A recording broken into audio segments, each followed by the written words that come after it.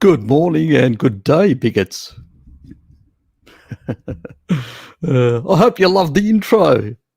Yeah, Jabba's in town. Yeah, Jabba the Hutt. He's doing the rounds in Oz. Yeah, mandating legislation, all sorts of things. He's a busy man. Yes, busy man, Off planet. Yes, from another planet, from another weird planet. Yes. Ah, yes, Robert. Thank you. Yes. Lord Tassie Devil, yes, himself. And very pissed off. Yes. Yes, I've got the Millennium Falcon outside, ready to do war with Jabba the Hutt. Yep. There'll be a true Star Wars adventure today. Morning, mate. Yeah, I did send you a link. All sorted. Can you make, Robert's actually saying, can I make any recommendations on low contaminant healthy seafood to consume in terms of taurine, glycine content, and other nutrients? I tend to basically say to people, get fresh, just buy fresh stuff like I do. I usually go down to the waterfront. Otherwise, if the locality you're in, that part of the world, hold on, is it popping out? And, oh, God, it was actually, okay, it's not making any noise anymore. That was a bit weird. I was getting some like echoey in my ears. Where was I? So basically, if you can access seafood from a good source, yep. Southern Ocean is definitely a good source. So if you're in the Northern Hemisphere, I usually recommend people consider snap frozen seafood because it's way better in that regard. It's safer. You're not going to have any issues. Also, being snap frozen, you're actually, the moment it comes onto the boat, they run it down these gangplanks and it goes into the actual ship. There it immediately gets chopped up with machines and staff there that are cutting it all up, and they immediately snap freeze it in bags, so it's ready. Then when they get to wharf, they ship the container off to from a refrigeration vehicle to refrigeration systems. So at no stage has it thawed. So you could be fairly safe that it was as good as when it was caught in that regard. So I usually, if I can't get fresh fish from the Hobart waterfront, I usually get snap frozen. So wild caught, snap frozen fish would be my recommendation in terms of the nutrient quality and also less issues with peroxidation. Also, another important factor here is also astaxanthin in the fish. That's in the skin, that middle red part, in the middle sort of bony part. It's along that sort of area. So if you don't get it with the skin, you're losing some of the protective abilities. Now, obviously, fish has a lot of taurine, and if it hasn't thawed, if it hasn't become rancid, and it's been snap frozen or it's fresh, and it actually hasn't, then it shouldn't be an issue whatsoever. Even without the skin, the taurine in there also can reduce peroxidation levels. It does play an antioxidant role, so it has a benefit in that regard. But obviously having the ability to have the skin there, you've got the astaxanthin, and that actually does two things. Both helps with peroxidation, but also refreshes the fatty acids. That electron dones, so gives an electron off to stabilize those omega-3s, which is, it's what the fish use. They use astaxanthin because they've got a lot of far more omega-3s, which have got triple bonds, so you need to stabilize that. And that's how they operate, pretty much, the fish. So we take advantage of that when we include the skin. There's another advantage of the skin also. You've got a lot of the collagen type amino acids as well. So which is important. So I always select fish with skin on them, not skinless. Unfortunately, nowadays, more and more of the fish that's being supplied is skinless if you're getting it in a supermarket or in even snap frozen, which is unfortunate, but that's the reality. What do you do? That's a bit of a problem. The response I was trying to say, the guy's asking me, Bart and Pim, about grass-fed finished beef are 3 points, but the table typing through cannot keep with me. Autocorrect. Yep. Not sure about what the question is, mate. Have you got any further? Okay, you're putting in sections. Point grass. One, that it's not grain feeding. That's the problem. In the feedlots, it's the politicking around them as farmers lose a lack of mixing grains with mowed grasses. That's true as well. In Australia, they usually tend to use silage, a lot of silage, which is all the stalks, all that sort of stuff, with some hay and some grass, so it can be mixed. You don't get like a pure, but that's because of no subsidies in Australia, so you don't get, so straw. Yeah, there's other things like alfalfa and all sorts of other things that are used as well. I've noticed there's been a bit of like pelletization of some of the feed in Australia as well by the big agribusinesses, not so much the small. The small players are still using a lot of a sort of mix of alfalfa, hay, and a lot of other things. I have a lot of contact with people in that sort of space. Many of my friends come from a rural background, so do I. So I do have a bit of a interaction with people like that. So I really know what happens in that industry. Let alone I've been on farms plenty of times, both as helping, assisting, or doing things, not just visiting. So 3, I need to reverse these feedlot systems, be done for people. Yep. And yep. Look, generally speaking, when it comes to animal husbandry and all that, you will get better. I don't see a vast difference between. I mean, I've actually shown even with monogastrics like pigs, where there is. I did a video on that and actually showed even some of the omega 3s and omega 6s and stuff like that. Even with animals that were foraging, were not as good as some of the grain fed. So there's a lot of differences. It really depends on what's available, what season it is. Fundamentally, I don't have a big problem because the amount of PUFA in most ruminants is fairly small as a percentage of the actual product itself.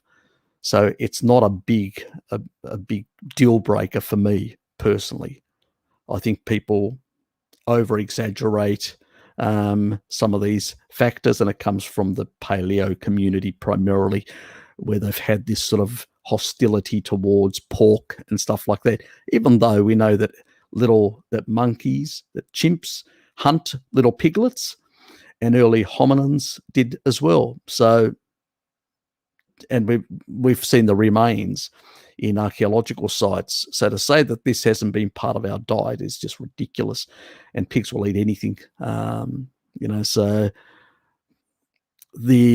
my sort of view is that animal foods tend to have, things like taurine tend to have a number of things that are beneficial. Also, they tend to also be able to generate certain intracellular antioxidants to reduce some of these damaging effects. So it's sort of a mixed thing, but at the same time, the quality that you'll get in today's world, because of the glyphosate issue in particular, that's where my biggest qualm is, that humans have been feeding some level of grain, silage, and other things to animals for a very long time, all the way back for the last couple of thousand years since the domestication of animals. And we'd never had these massive health issues. Obviously, nowadays we're actually feeding them far more, corn in particular and things like that, and that's because of US subsidies. But it's only the US, that's 10% of the whole global supply. It's not the global supply. 90% of it's still, in many cases, a very mixed bag of different things. So I would say this is more a US issue, where you're getting a certain type of feed that's being provided in feedlots, and that's where the biggest issue comes from. Where in other parts of the world, it's far more eclectic, the feed. It's very varied, and it varies from season to season and time of the year, and even time over a certain period. So I don't see a massive difference. I do see a problem with foods that are very heavily, there are grains that are where they use massive amounts of glyphosate, and there's no way the animal can actually deal with that load, actually clear it out of its system effectively, because it's just too much the load, and that could be an issue. Now, where they have done some tests on the amount of glyphosate residue, it's not very high. But if you're having that sort of food source on a daily basis, it's not as bad as eating actual grains themselves, plants themselves that have been doused in glyphosate. You're going to get a much higher dose. From the animal, you're going to get a very small dose, but that small dose continuously, could it create gut problems? Do we have studies? No. But excessive basically antibiotics, we know, is not good for the gut microbiome. There's research on that. Eating plants is going to be a big problem for people in terms of gut microbiome, integrity. But when it comes to basically from animal sources, maybe the body can cope with that small amount of destabilizing effects of occasionally having some of these foods. Because it's, at the end of the day, compared to actually eating grains, which have got very high amounts of this sort of shit, the difference between that and somebody eating a grain-fed animal is going to be less deleterious. They're going to get more nutrient density. It's going to be healthier in general. It's not optimal, but it's going to be definitely healthier. I don't know whether I've completely answered your question, mate, in the way you wanted it, but I think that it's, to be able to truly, it requires a video to really go into the nuances of the entire food supply and really go into all the intricacies and look at the pros and cons. And I mean, that would take hours it would be a 1 hour plus video to really cover that comprehensively. So I've just pretty much just touched it on the surface, you could say, rather than go into any depth. Hope it was of some value to you, what I said.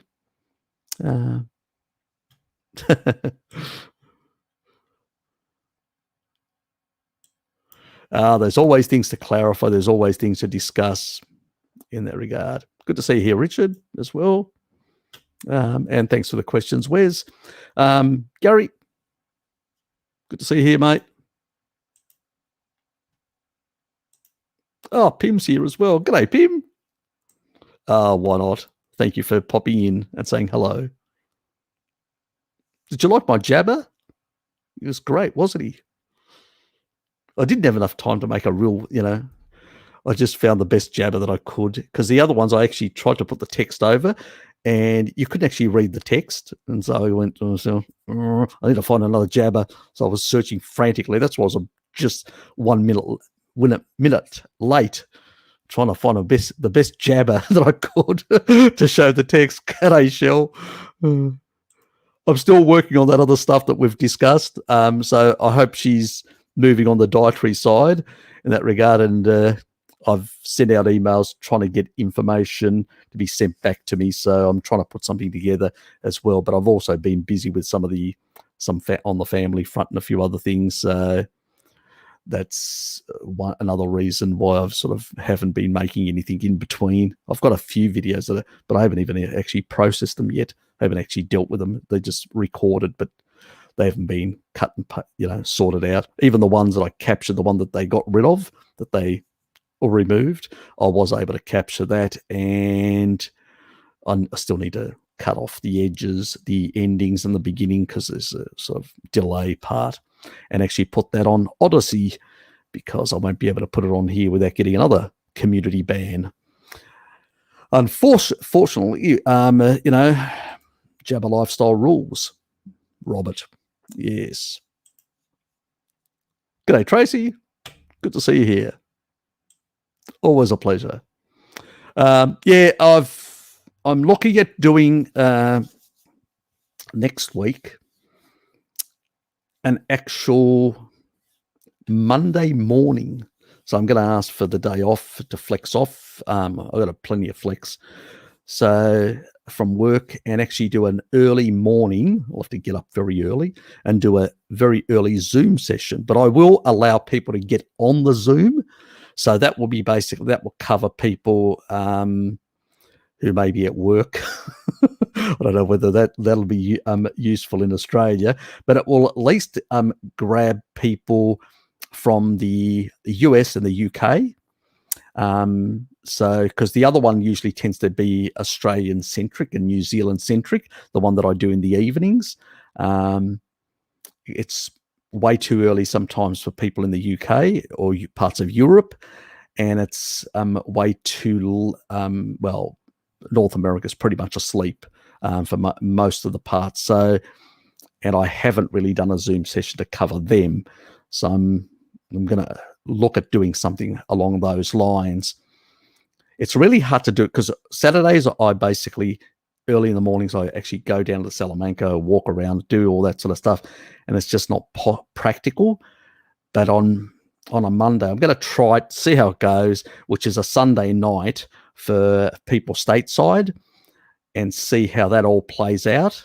And I'm just want to get more people, because then we can talk about Jabber lifestyle. Jabber the Hutt is a very popular theme in these Zoom sessions, and we can go full tong without really worrying about the Google mafia. So getting angry with us, yes, exactly, our Google overlords. Yep. Robert, good to see you here, mate. AG. Yes, we all love Jabber.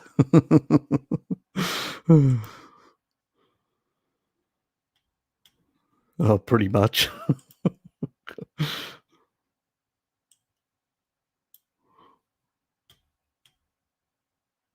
Yeah, pretty much I am currently. If I get another 2 strikes, I won't have a channel, basically. So I have to be very careful in that regard. So you should know, Tracy. That's for a Zoom session. This is a nutritional channel. You're on the wrong channel. Yes, I mean, look, there's pretty much some research which I actually did show on that last Zoom session that happened, which was the previous week, and actually the week before there was some stuff. So it was showing some of the what's happening and some of the nonsense and what they're telling us and what the actual research is showing is very different. So I'm looking at putting some videos in regards to this sort of stuff, but I'm not going to actually put them on YouTube. I'll basically announce them on YouTube and actually have a redirect to Odyssey and have them there just to be on the safe side, because I still want to cover these areas, but without actually risking the channel in that regard, as you can understand. So it's just they're getting more. I mean, you can't even mention the word nearly. It's getting that dangerous for specific channels I've heard they are listing channels and they are monitoring those channels. So I am being monitored. That's quite clear. And so channels that have already had community strikes, I've actually seen some of my privileges being removed. So I can't link now like I used to link my next live stream after this on it. They've disabled that ability and a few other things, which is annoying, but basically they're punishing me. So yeah, I am definitely on their radar in that regard. So I need to basically push some of this stuff into the Zoom sessions and do more of them, in a sense, to give you guys an opportunity to interact with me and discuss a lot of this, because there's both nonsense out there that needs to be challenged, so there are people saying just idiotic things. Their heart may be in the right place, but it doesn't help when they talk nonsense and undermine the rest of us, that are trying to do the good fight, and so to speak. So it's important that we have our facts right, because the competition are going to use things against us if we don't. And I mean, I've covered some of that with the prions and many other things. We need to have our facts really right. And it's the only way of actually fighting with good science and with good logical arguments. Most reasonable people we have the ability to sway reasonable people back to our side. But with, crackpot ideas and stuff like that, that doesn't help. It just undermines. It may, for some people, it may be notoriety, it may be comedy, it may be whatever, but it doesn't help. It undermines us long term in the eyes of the average person out there. You've got to think about the average person, and I try to direct myself. I do know that some people that have some of these outlandish ideas have come to my channel and attacked me on a couple of occasions, saying that I'm not too strong on the issue, and pointing out some of mine. I basically have done two things: either put my opinion of why I think they're wrong, and if there have been a couple that have been abusive and they got the royal finger and got removed completely. So, I don't mind arguing with people, even if they've got some really off the planet ideas. But at the end of the day, and even, I don't have a problem even, putting up comments against flat earthers or anyone, for that matter, even vegans. But when they come over and they're really nasty, and deliberately, they don't want to have a conversation. They just want to basically stick it to you. Well, goodbye is my attitude to that. Be respectful, and I'll be respectful back to you, even if I disagree with your opinion. But be disrespectful, and I will give you the flick, legitimately. Anyway, I've been Carnivore 5 months, just started taking the Kennedy supplements. My stool started improving. Do you think you need to use any fungals for Candida? Thank you. It depends. If you've been on a species inappropriate diet for a very long time, you may have some derangements in this sort of area. As you're eating more meat, the taurine will and the salt will improve your stomach acidity. What that will do, and over time also the fat that you're actually consuming will improve your bile flow. The taurine also helps to emulsify bile and actually allows it to function better. You're eating also foods that are high in vitamin K2, which will allow better functioning of the liver. and the production of bile, and also the recycling of bile. So all these things start working better over time. Also, candida is something that's in all of us. You can't get rid of it, but it's only when it gets into a pathogenic state that it's a problem. And that usually happens with things like SIBO and all sorts of other related things. They sort of go hand in hand in a sense. To deal with those, you really need to fix the stomach acidity, and that's salt and taurine. And taurine that's why red meat really works. Red meat and fish that are very high in taurine usually improve stomach acidity. I've done a video on stomach in terms of stomach health and stuff like that, so you can go and check that out. But yeah, it sort of improves over time. The whole purpose of using something like that supplement that I talk about is that what it does is it reduces it lowers the pathogenic state of candidas, and also helps some of the beneficial bacteria to come back. You should combine it with a 3-month good level of vitamin D status plus B vitamins, but the pantothenic acid needs to be below 50 milligrams, not above, in any supplement, because it does bioaccumulate and can be a problem. So it's causing insomnia issues and a couple of other things, but I've done a video on storage of pantothenic acid. That's on Bart K's channel, where we discuss that. I think he may have put it in his Patreon, so it may not be available on, I'm not sure, in that regard. So it's an very old study that not many people know about, that sort of covers that. But anyway, getting back to it, yeah, 3-month, 50 milligrams sort of levels of the B complex. Make sure that it's methylfolate, methylcobalamin. It's not, cyano. But I won't. Some people have a tendency, like I do, in genetics to actually convert it all to cyanide. Some only partially. Depends. Genetics again play a role, but best to avoid those sort of cheaper supplements. Do it for 3 months. That's all you need to do. These beneficial bacteria exchange. I don't mind, certain fermented foods like dairy and stuff like that, kefir and stuff like that, and all that. But ultimately, your gut microbiome is in your appendix. That was your old cecum that shrunk. That's where it's held.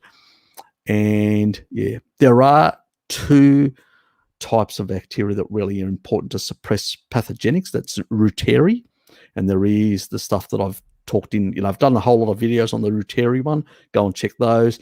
That's one that actually is really good to deal with the pathogenics as well, to sort that out. And the other part is Bifidobacteria infantis, and it's a strain out of a company which I'm contacting for sure. And once I have the information on how we can all source it, it's something that basically also suppresses both that, and Reuteri also eliminate SIBO. Because they actually clear out from the small intestine the bacteria that basically cause SIBO.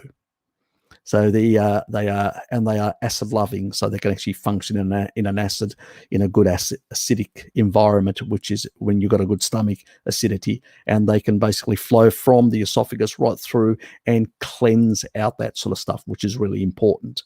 It eliminates it's the problem that most people, because of antibiotics and all that, have decimated both these types of bacterial strains.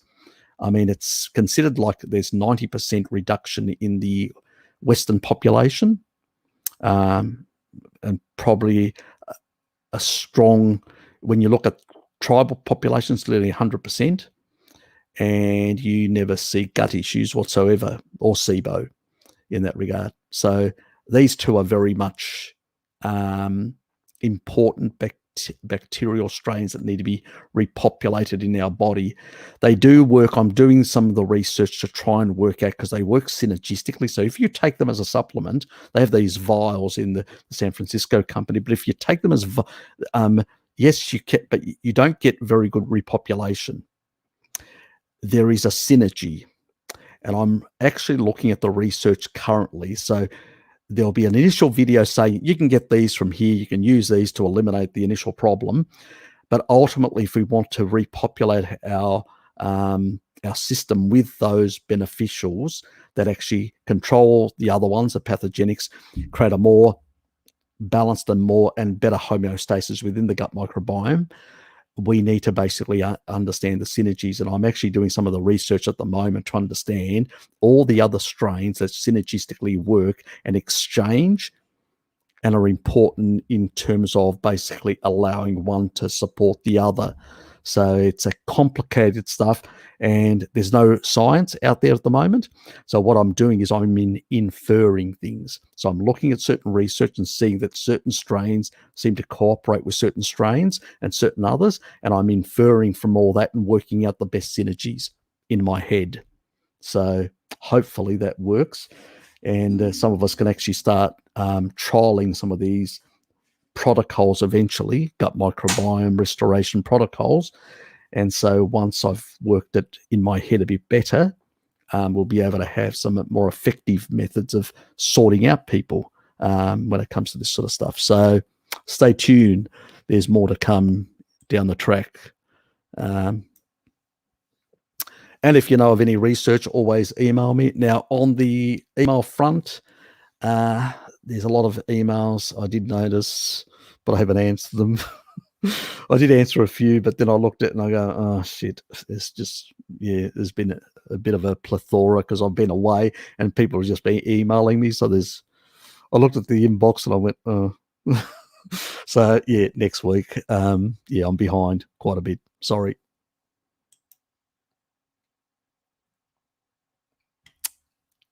Mm-hmm. May the force be with you, as they say. Yes, exactly. I mean, we're lucky in Tasmania. There's a lot of wild caught stuff down here, which is good. And our waters are very pristine, very small population. And from here, there's Macquarie Island, and then after that, Antarctica. There's not much else. So we don't have all the microplastics, the effluents, and all that sort of stuff. And there's a tendency of the way the currents actually operate that more of it ends up in the sort of the tropics. There are some areas like the Baltic Sea, parts of the North Sea and all that, where you can actually get a lot of concentration of heavy metals and all that, because there's a lot of heavy industry in those localities from, we're talking about years now, when you're looking at all these countries from Poland all the way to the UK, all that area is just highly industrialized. And, a lot of stuff has been put into those oceans for a very long time. So unfortunately, the amount, and we're not even talking about microplastics, we're talking about heavy metals here and all sorts of stuff, issues in those waterways. I mean, they have improved compared to what they were in the past, but still it's a mixed bag. It's a problem for a lot of people. But remember, go and check the video that I actually did. And smaller fish will have less concentrations. Check the video that I did on those carnivorous Greeks. It's one of my earlier videos. It goes back probably more than a year now, so you'll have to go back quite a few videos. But it was, it actually showed the N15 data, and the N15 data was quite emphatic about how the Greeks were primarily consuming, ancient Greeks, ruminant animals with a bit of coastal fish, just a bit.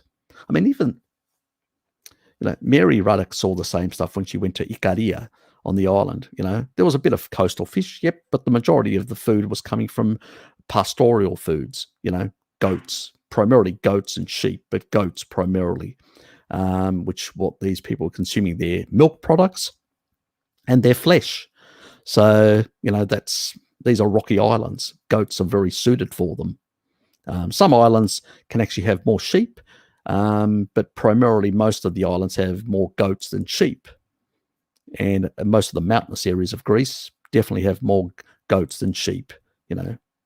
I know because my father comes from a mountainous area.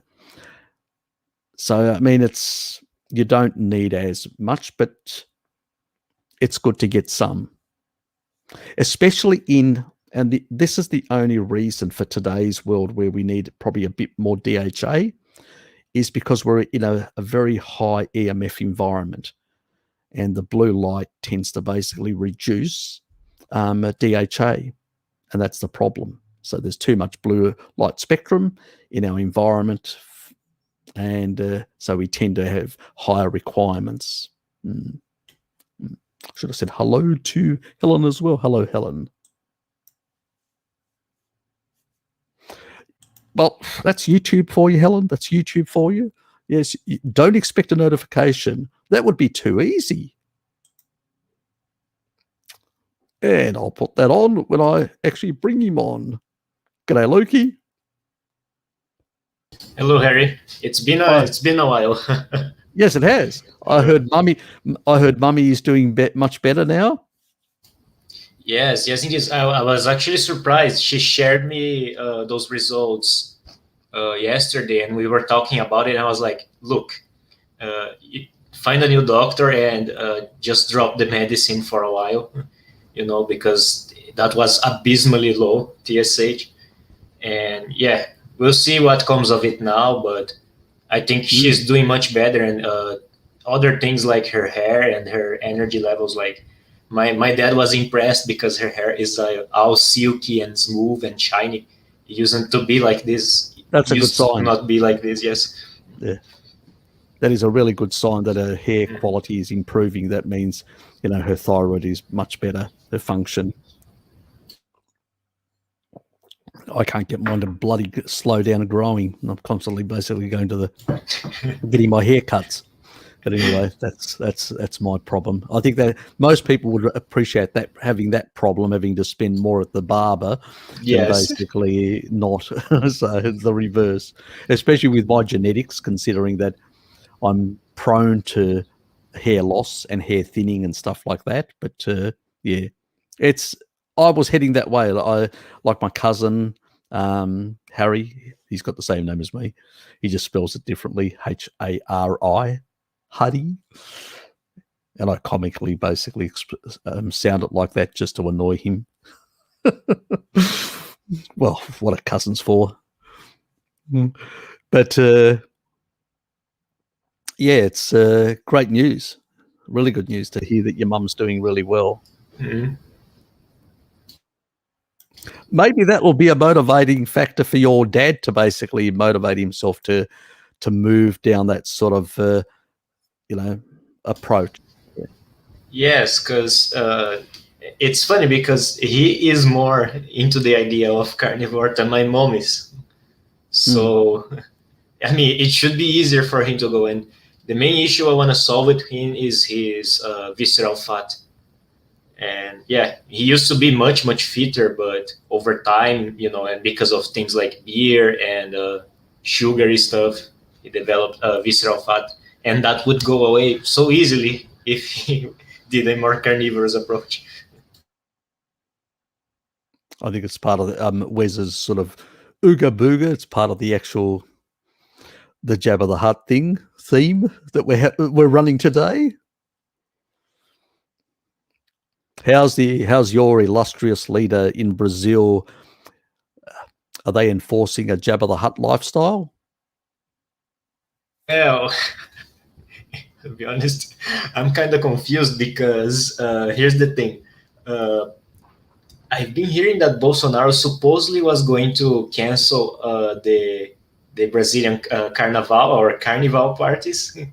Really? Okay. Yeah. He was saying something akin to, if the WHO is still in. Don't use that word on my channel. Oh my God! I'm sorry, Harry. Don't use that word on my channel. Yeah, but if they're still under stuff alert, Yes. that he would not allow the public carnival parties and stuff, in the streets and everything, and everyone was pissed. Because of that. I don't really care because I don't enjoy that shit anyways, but I found that a bit weird because overall he tends to be, anti locking people up. So don't know what's up with that.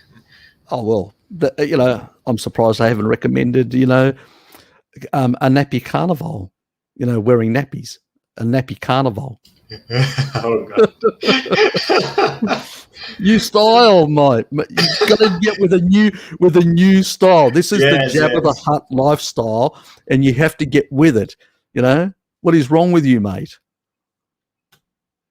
Clearly, I'm not up to date. You're not. You're not up to date. Oh god. Somebody needs to start mandating this Jabba the Hutt lifestyle. And nappies as well. Adult nappies, facial nappies. Oh my god. No stamina. How many sheep have you been working on today, Richard? No wonder you got no stamina. God, the animal abuse in New Zealand is just off the show. That's all I can say. They're always exhausted. That's all I hear. I'm exhausted. Well, say no more.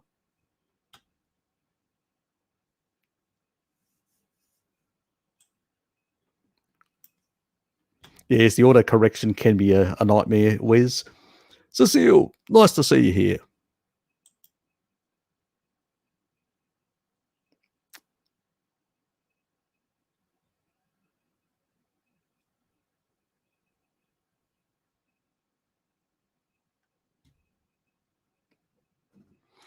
I've actually covered is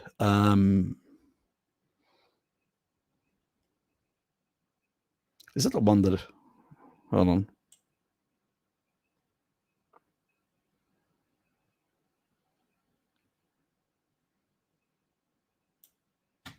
Not sure on that one. I'm not sure about that brand either, because there's a lot of different things. There's, you.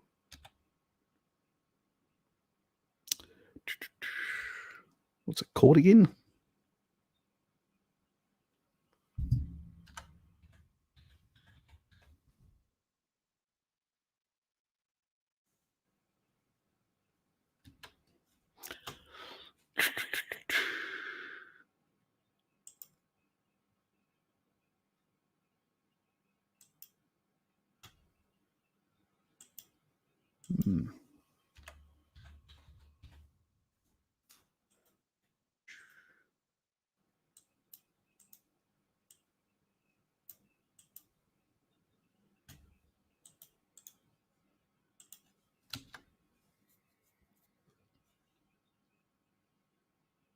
Is that the way it's spelt? You sure that's the way it's spelled, AG?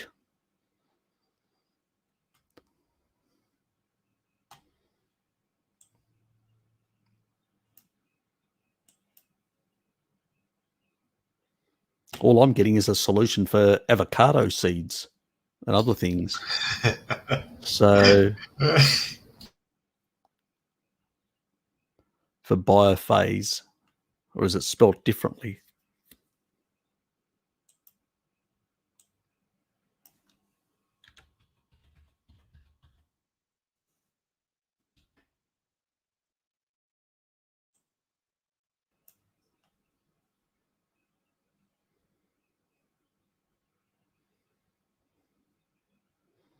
There's so many varied products out there on the market. So it's sometimes.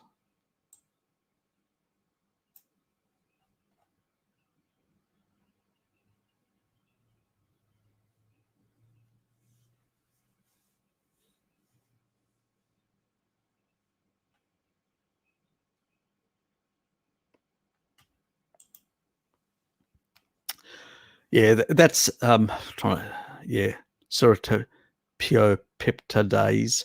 Yeah, that does actually have an effect on fibrinogen as well in that regard. But I don't know much about this brand. Do you have a link? Would be helpful to basically.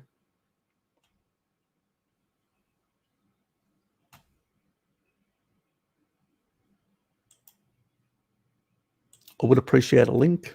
That would really help. And there's only about half of you lovely people out there that have actually hit the like button. So please hit the like button. That would help. Yes. Even the dislike button. If you're a Vagoon, hit the dislike button. Show me your anger and your dislike. Yes, but randomly bad, non-specified things may happen to those that hit the dislike button. Just saying.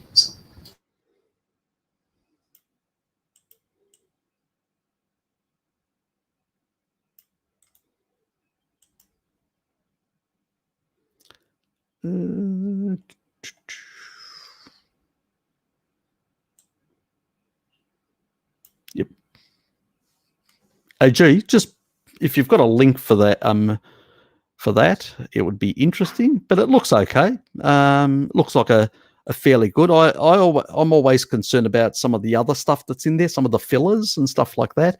You know, whether they've put sugar, maltodextrose, and whatever else, seed oils. So I can't, unless I actually look at the actual link for it. If you can put it in there, then we can take a look at it. And yeah, as long as it doesn't have any things that it shouldn't have in there, it's probably okay. So it depends. There's a lot of products coming out now on antifungal stuff, and it's just, yeah, there's quite a lot out there compared to what there was even a few, a year ago when I was talking about it. There was only the Candidates, which that was the Enzymedica, as it was called. There was that one, and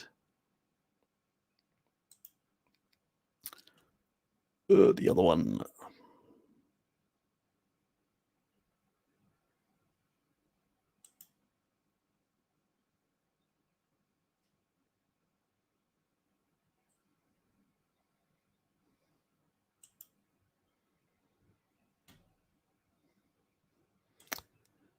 Let me go to my list. That's going to help. If I go to my list, it'll be in my list because I always keep things in my list of things. I've got 31 items now listed there. There's always somebody asking me which one to take in that regard, which is fair enough.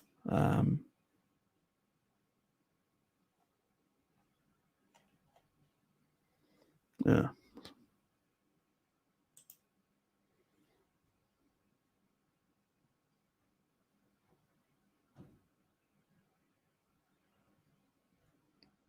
Interesting. Has it been removed? Why has it been removed? Maybe they're not carrying it anymore. Not sure. Weird. Maybe. Yeah, well, it's not in my list, the other one. So sometimes if they're not carrying it, it's no longer available on iHerb. It'll get removed. So, yeah, don't know. Fish skins taste awesome fried in butter. They definitely do. And they do have astaxanthin, which is really important as well. Bruce, good to see you, mate. Are there radiation concerns for using microwave a few times per week? Nope. Mainly I have concern with the evenings in the non-native EMFs in the evenings and the blue light spectrum part. It's just basically reduce the load in that regard. I wouldn't also stay very close because they've got a lot of non-native EMF. So if you fire it up, walk away, keep your distance. I usually basically sometimes at work have to use one. Now they do move the water. There is a concern that I do have, and it has to do with deuterium. That if you use that, it seems to maybe have a bit of an effect in changing the deterioration of the actual water molecules in the actual food, that it actually slightly increases it. there's been some research I've looked at, but it's minor. It's not like massive.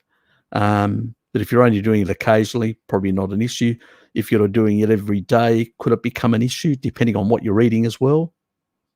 So if you're eating species inappropriate foods that are already high in deuterium, then you're actually adding a bit extra. Maybe that threshold is just too much. It's a real hard one to answer in one definitive way, but it just seems that it does have an effect on the water molecules in that regard. But it's still very unclear how, because this is just sort of research on water, but not in microwaves, but with microwave beams and stuff like that. So it's, I don't know whether it translates to basically microwaves or not. So that's why I haven't made an issue of it, because I'm extrapolating, but I can't prove anything because there's no research in actual microwaves themselves. I'm looking, but I haven't found any. So it's a hard one. Hopefully somebody will do an experiment one of these days and actually see what happens to the water, the change in the hydrogen isotopes within the actual water molecules of the food that have been basically depending on how much time they have to be in the microwave as well. So that would be interesting. I see a lot of concerns shared around about microwaving foods, but very little of it seems to be based in actual reliable stuff, reliable science. Most of it is just like, microwave's bad, so don't microwave your food. Basically, yeah. Because first of all, it's non-ionizing, so it's not an issue in that regard. And the only part is non-native EMFs, but then we're in a world full of non-native EMFs. Our wiring, our home or office wiring is creating magnetic fields, non-native. Microwaves tend to create greater ones, higher concentrations, so that's why I always say to people, walk away. I usually put mine in, fire it up, and then I'll walk back to my desk out of even that room where the kitchenette is, and then come back. So you don't have to be standing around, so to speak, like a lot of people do.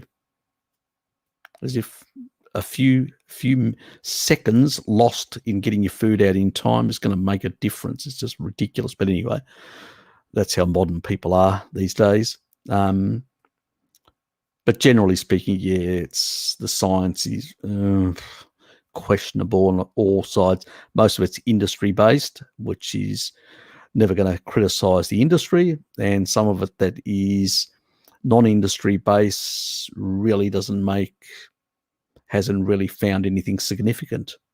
But they haven't looked at the two things, non-native EMF interactions and concentrations and effects on tissue. They haven't done that, and they haven't done the blue light part, and they haven't done basically the deuterium side.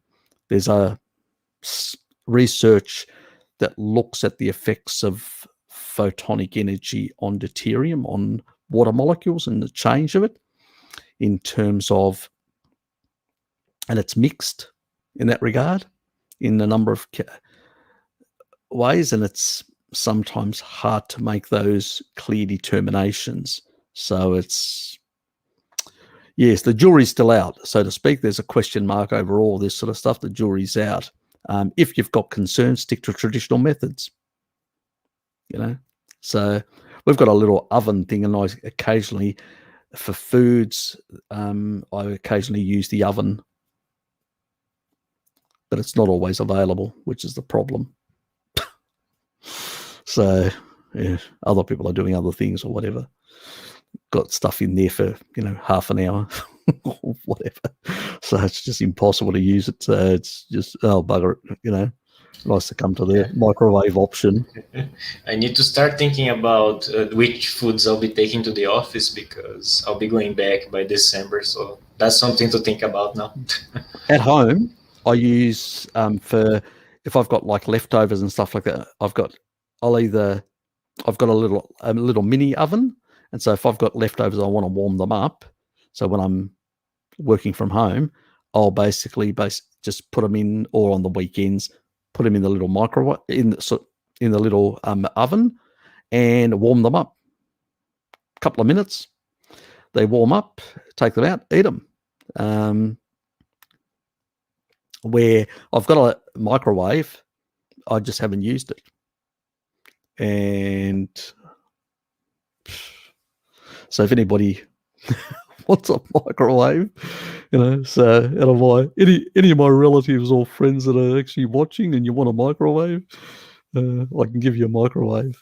It was actually a very good quality microwave. I actually paid a bit of a premium price for it when I actually bought it, but it's not recent. So it wasn't a $20 or $30 job. It was close to $200. So it was a good quality one. But at the same time, I don't use it anymore. The only place I use actually a microwave is at work, and that's occasionally when I'm in a hurry. But otherwise, and again, it's the hurry side of things.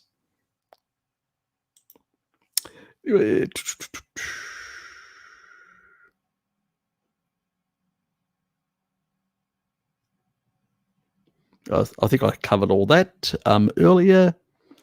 And the two supplements that I have recommended in the past actually have, one of them in particular, the liquid stuff, is the one that actually has those effects.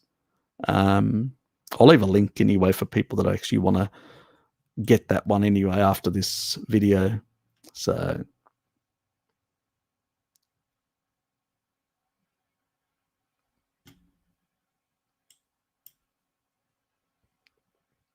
I was told years ago, farmers market at PT Adelaide could buy fish off the trawler, well short, trucked frozen in overnight from Victoria, and then sold off the boat anchored in the port.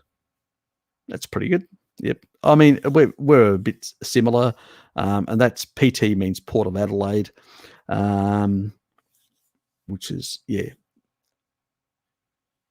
this is in South Australia, for those who don't know where Port of Adelaide is. That's where Helen's from. It's very similar. Now we just have sort of boats that actually go out, fish, bring it back in, and there's actually like boat shop fronts that just sit there that get refilled, and they literally serve people off the docks. So we've got two down there.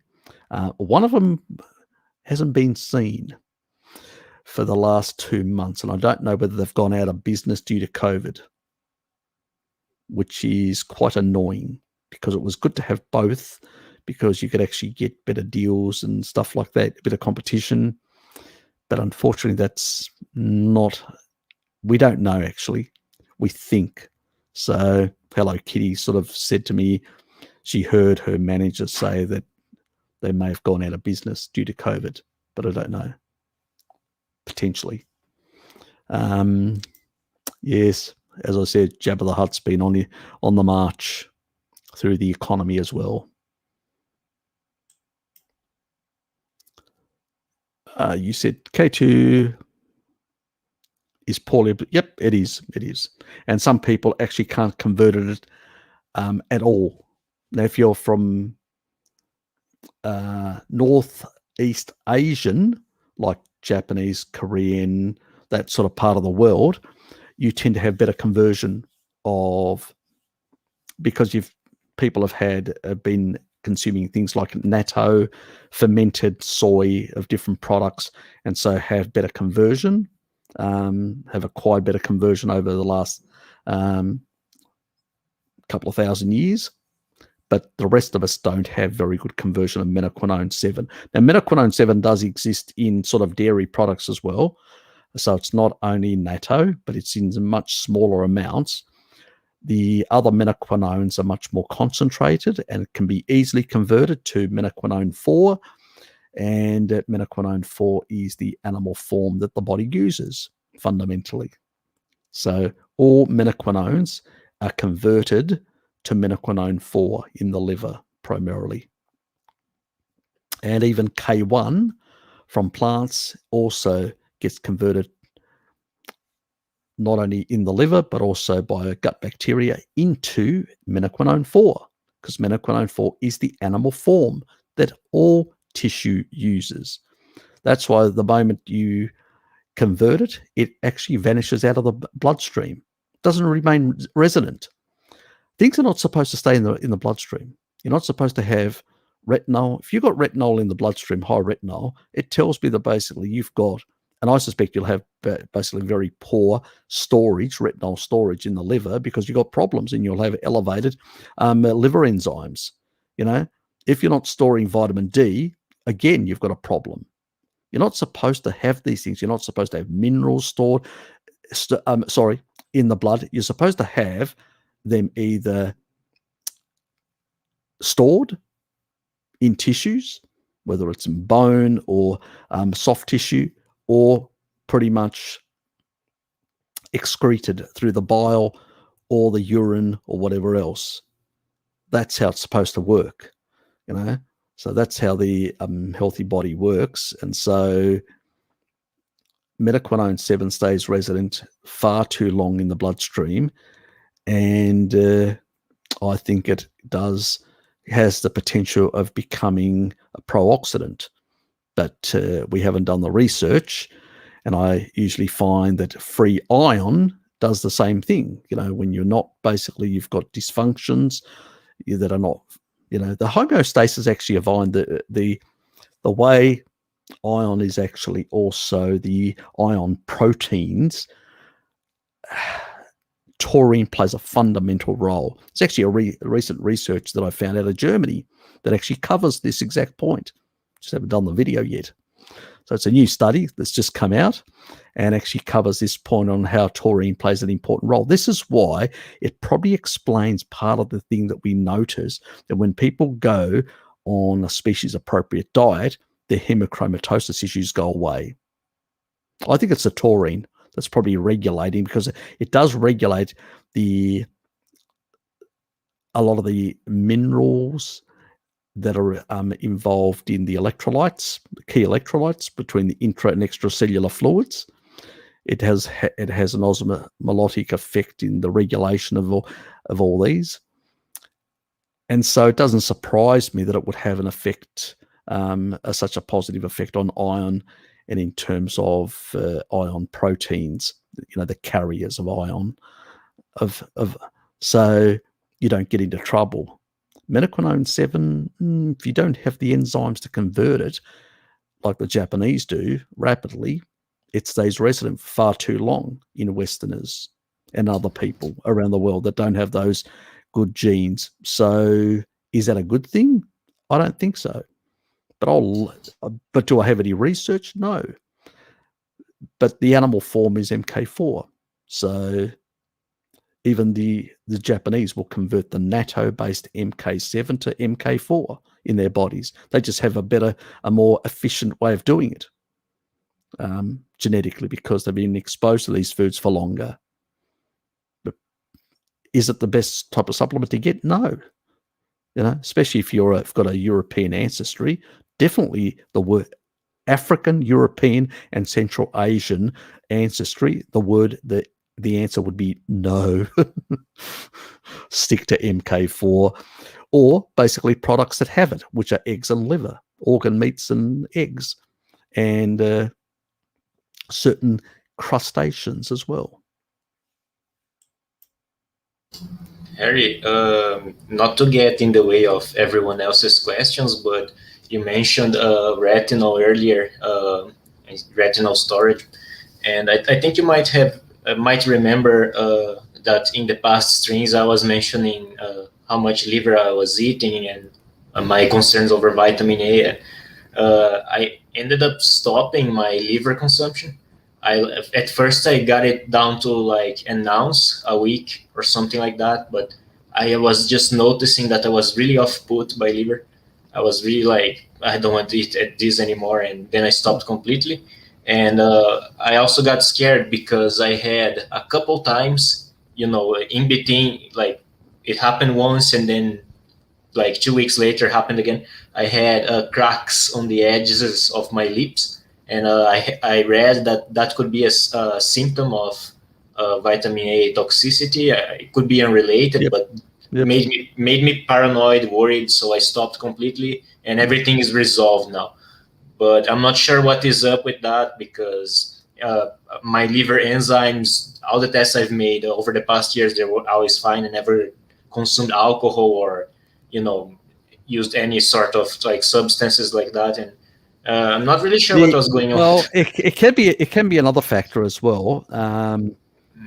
If you're basically getting folate and B12 and from liver quite a bit, and you're actually your body then swings to using that as a primary methylation, it can actually deplete slightly the riboflavin, and riboflavin also can cause these problems, which is very high in meat, in muscle meat, and very high in dairy, riboflavin, but also can cause these,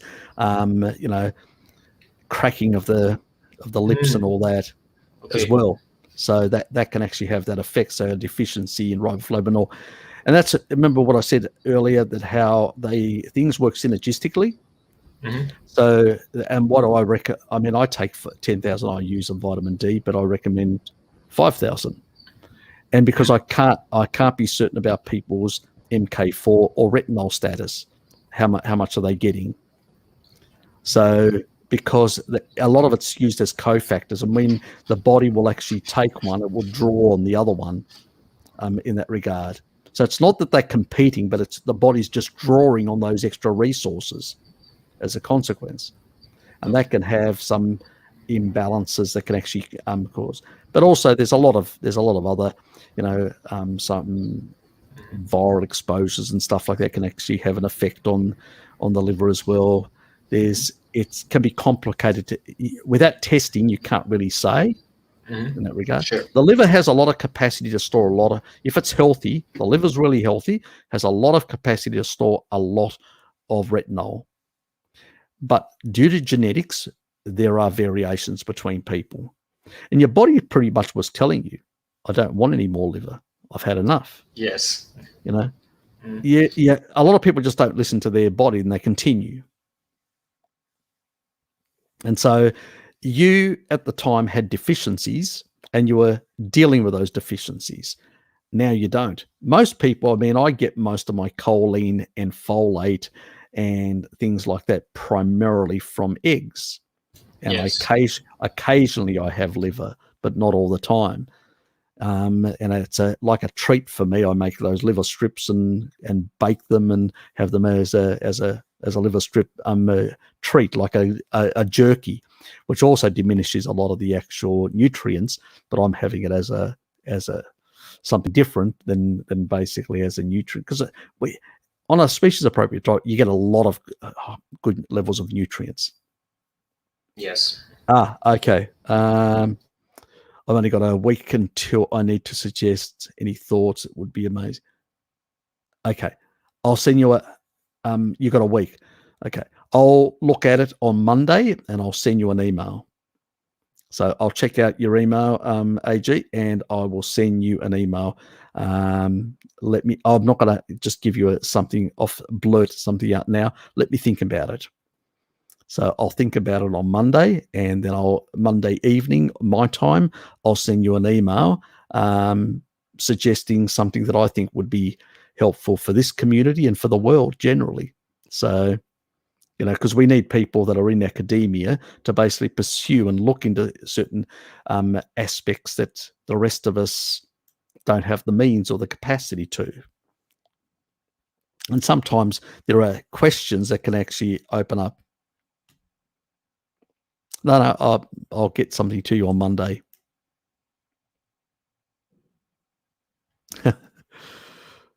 Hard work, Tracy. Hard work. Believe me, it's farm work is many, many hours. So there's, oops, what am I doing that? Unclick. Yeah, a lot of hours.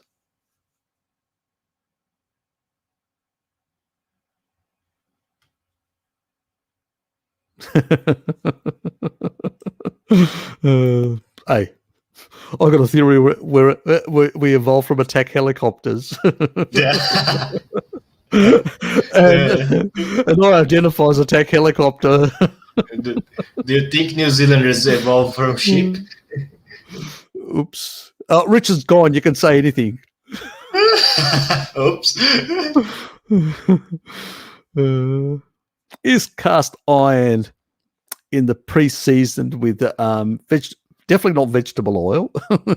If you're using, people used to use pretty much in cast iron, they would use animal fats. So it was lard primarily, lard or tallow, and that's how they would season their cast iron.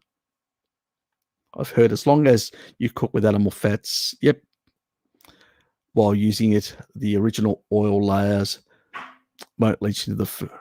Yeah, it sort of has a real good, as long as you basically not seasoned with vegetable oils, definitely not.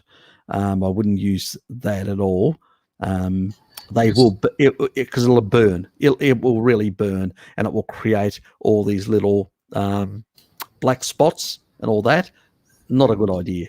So you want to basically rub it back, clean it properly, and then use something like lard or tallow or ghee, not butter, because butter also can burn because it's got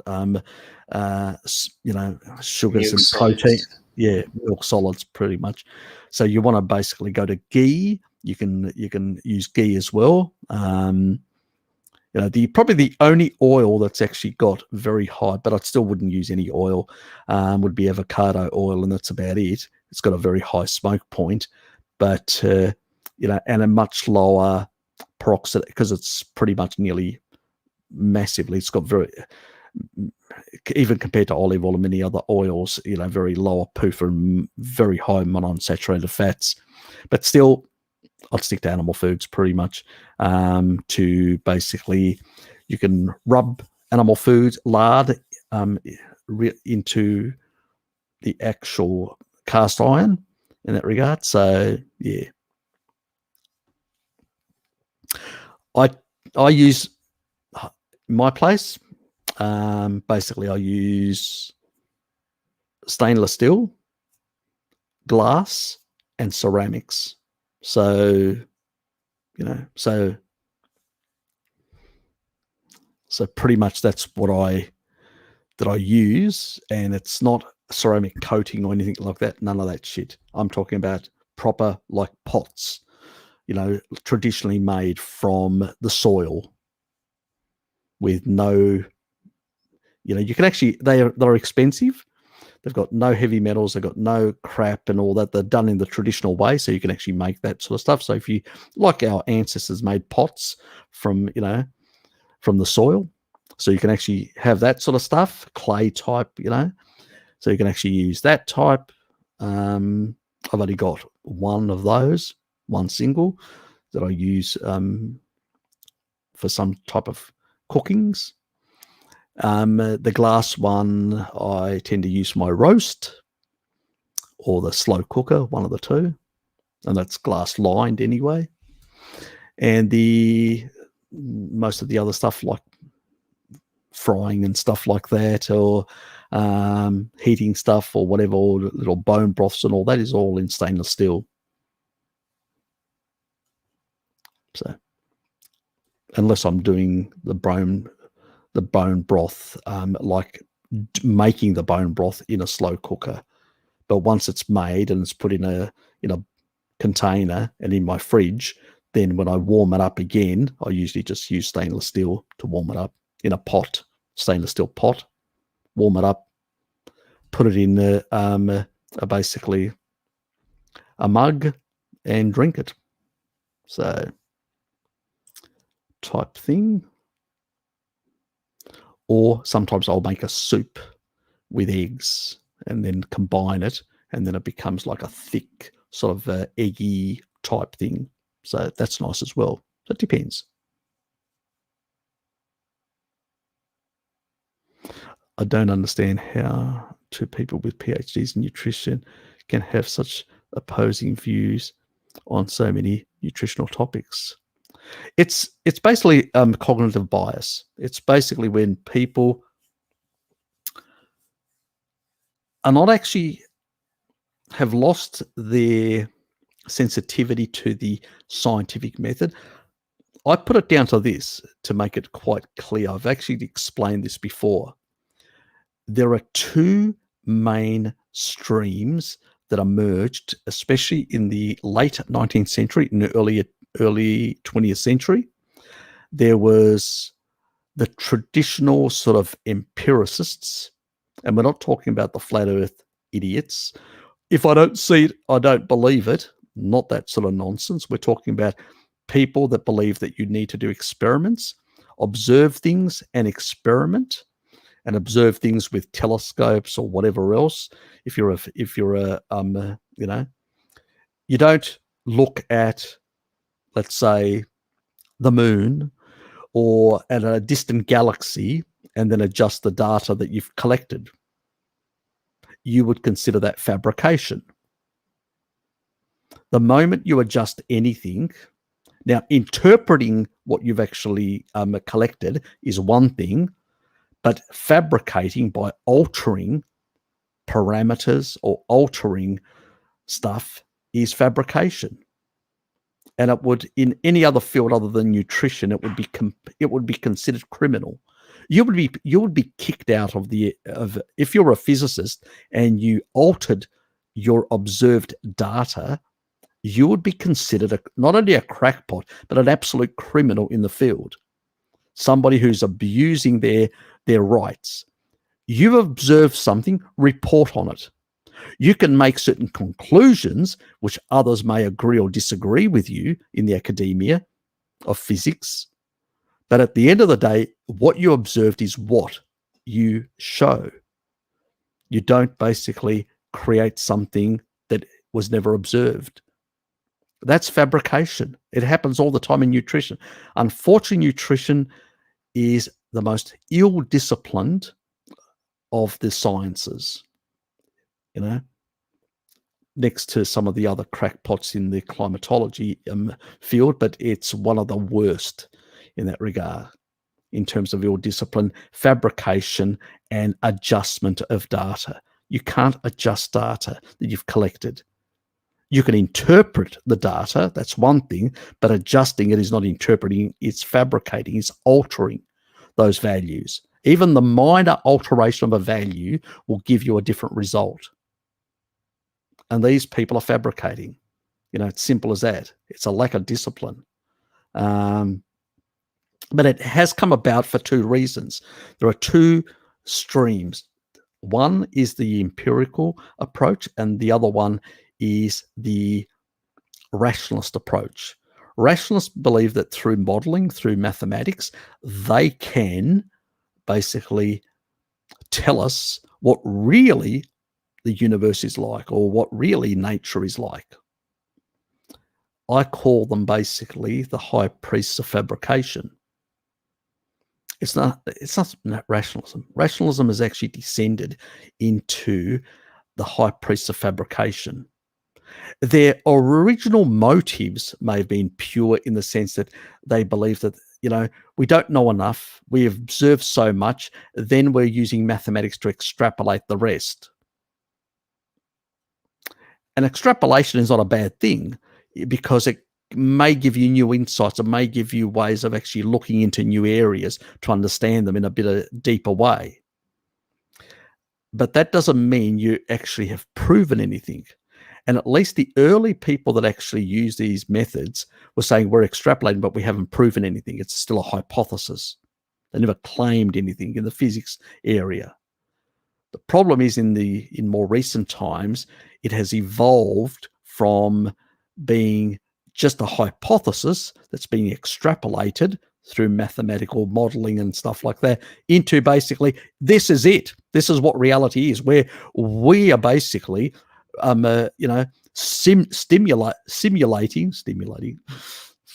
simulating reality. Bullshit. You're fabricating reality. That's what you're doing. You're not simulating anything. You're fabricating it with your damn models and all that. And that's what's happening in the nutritional field. It's what happened in climatology, and to some extent, some of this nonsense has permeated the field of physics. And recently, the whole edifice of that nonsense has fallen apart because people have looked at the research and gone, hold on, your research in string theory and M theory was actually predicting such values to be found by the Hadron Collider at certain energy levels. They weren't there.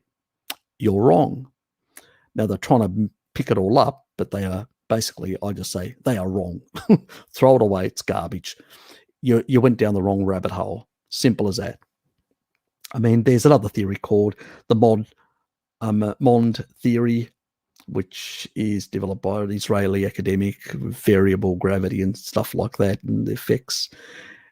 But I'm not going to go into that because there's a lot of controversy in that as well, in that area. And there's some interesting stuff. There are some recent academics that have made a few changes. I may actually do a video a bit on that at some stage. I'll see how I feel. But this is still a nutritional site. Maybe I'll do it and I'll present it on Bart's. He's got one of those that he does for the flat earthers and other things of science. Maybe we'll do it. I'll chat with him and do something in regards to some of these alternative views. But yeah, look, it's a crazy world in the nutritional field in particular. It's really the Wild West. You can't trust much. And you even see, I mean, just look at Joel Furman recently, that other vagunarized crackpot that Bart was taking down, that was talking to Salad Boy. I mean, what a joke. That was an absolute joke. And Bart was right.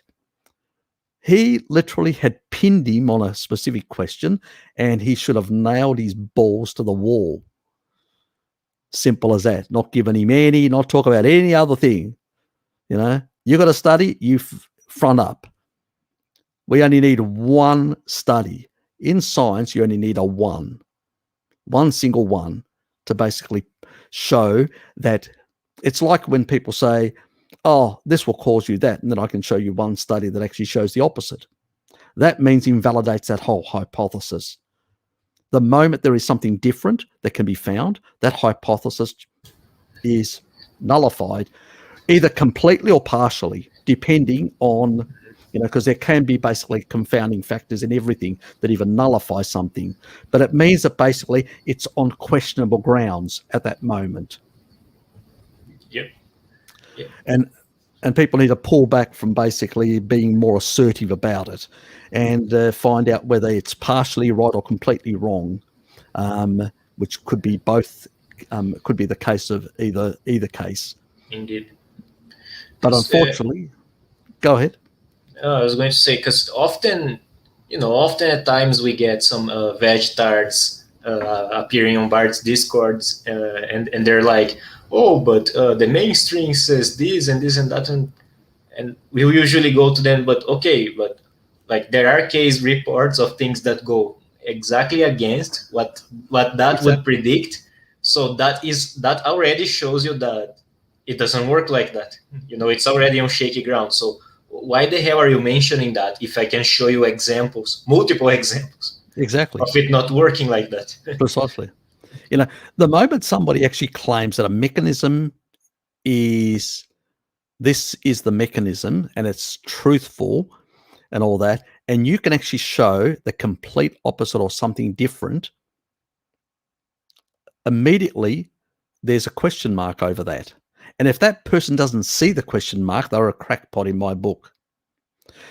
If a true scientist will step back and go, okay, we've found something that it diverges from what we expected. Now, why is this the case? And if they investigate and it looks like it's a valid divergence, they need to accept that there is something wrong with their hypothesis. Either discard it out completely or redo it in a different way. That's how science works. And that's how, as I used to say, it's one death at a time. Progress of science actually happens at one death at a time. As some of the old fossils die off, other people can come up with new ideas and new attitude and new thinking. because there's a lot of cognitive dissonance, unfortunately, out there in the science land. Do we lose a lot of nutrients when turning milk into yogurt? Any recipe in Greek that kept more of the nutrients? Thank you. No, we don't really in that regard. It actually increases the nutrient availability, because the bacteria also, when it comes to B vitamins, actually not only exchange but also produce more the beneficial ones. So you actually can get an increase in some of that sort of stuff. In terms of fat-soluble vitamins, that just stays the same unless you've basically kept it out in warmth and you've degraded some of that stuff. That's a different thing altogether. So it really depends how you're storing it, what you're doing, and a whole lot of stuff. So that's another big can of worms to try and go into. And there are also some traditional ways that actually prevent that sort of stuff. Like in Greece, when they actually make feta cheese, actually on the islands, they will salt it and also wrap it around in, they'll put it like an exterior of olive oil, which hardens and actually prevents any mold or anything, or any other non-beneficial stuff getting into it. So it just dries out and all that. And so it's under the home in a very cool place. So in the cellar, so to speak. So there's a lot of different ways, and certain things can slightly alter. That's true, but very, very minor. In most cases, going from milk to yogurt, you actually get more benefit than reduction, generally speaking. It's more with cheeses that you can actually get a lot of variations. Some fat-soluble vitamins like MK, the K2 types go up with cheeses dramatically with some cheeses. But it varies depending on the cheese and all that.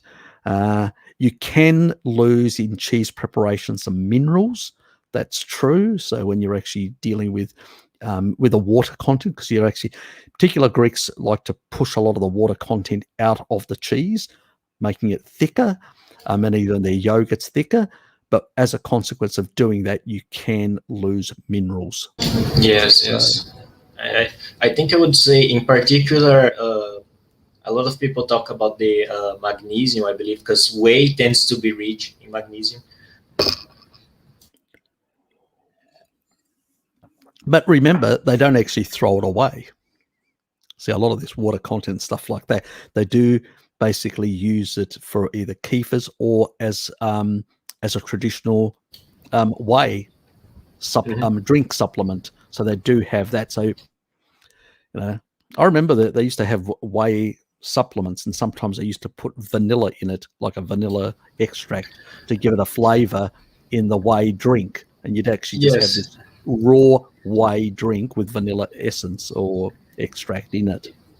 This has me baffled recently, because people, like, there is this weird they're basically selling you like skim milk, or basically highly processed whey with some added flavors in the store, and people buy that shit like, oh my god, this is fitness food, that is waste. If you make yogurt at home, like if you go to a raw cheese producer and you ask them, please, can you give me whey?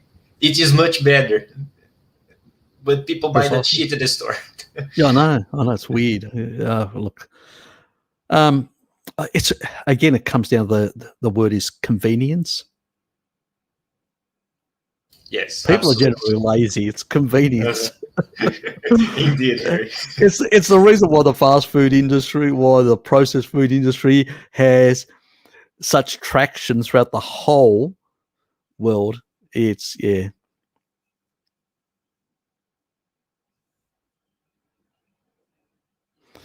But I just noticed Michelle saying, non-animal cheese, no such thing. Those are seed oils. Exactly. Seed oil based, pretty much. It's like all the Beyond Burgers and all that. It's all seed oil based and kibble.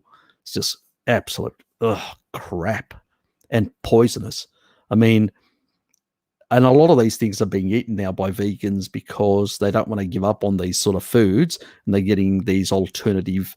And so their consumption of oils, of seed oils, has gone from even higher than a sad dieter.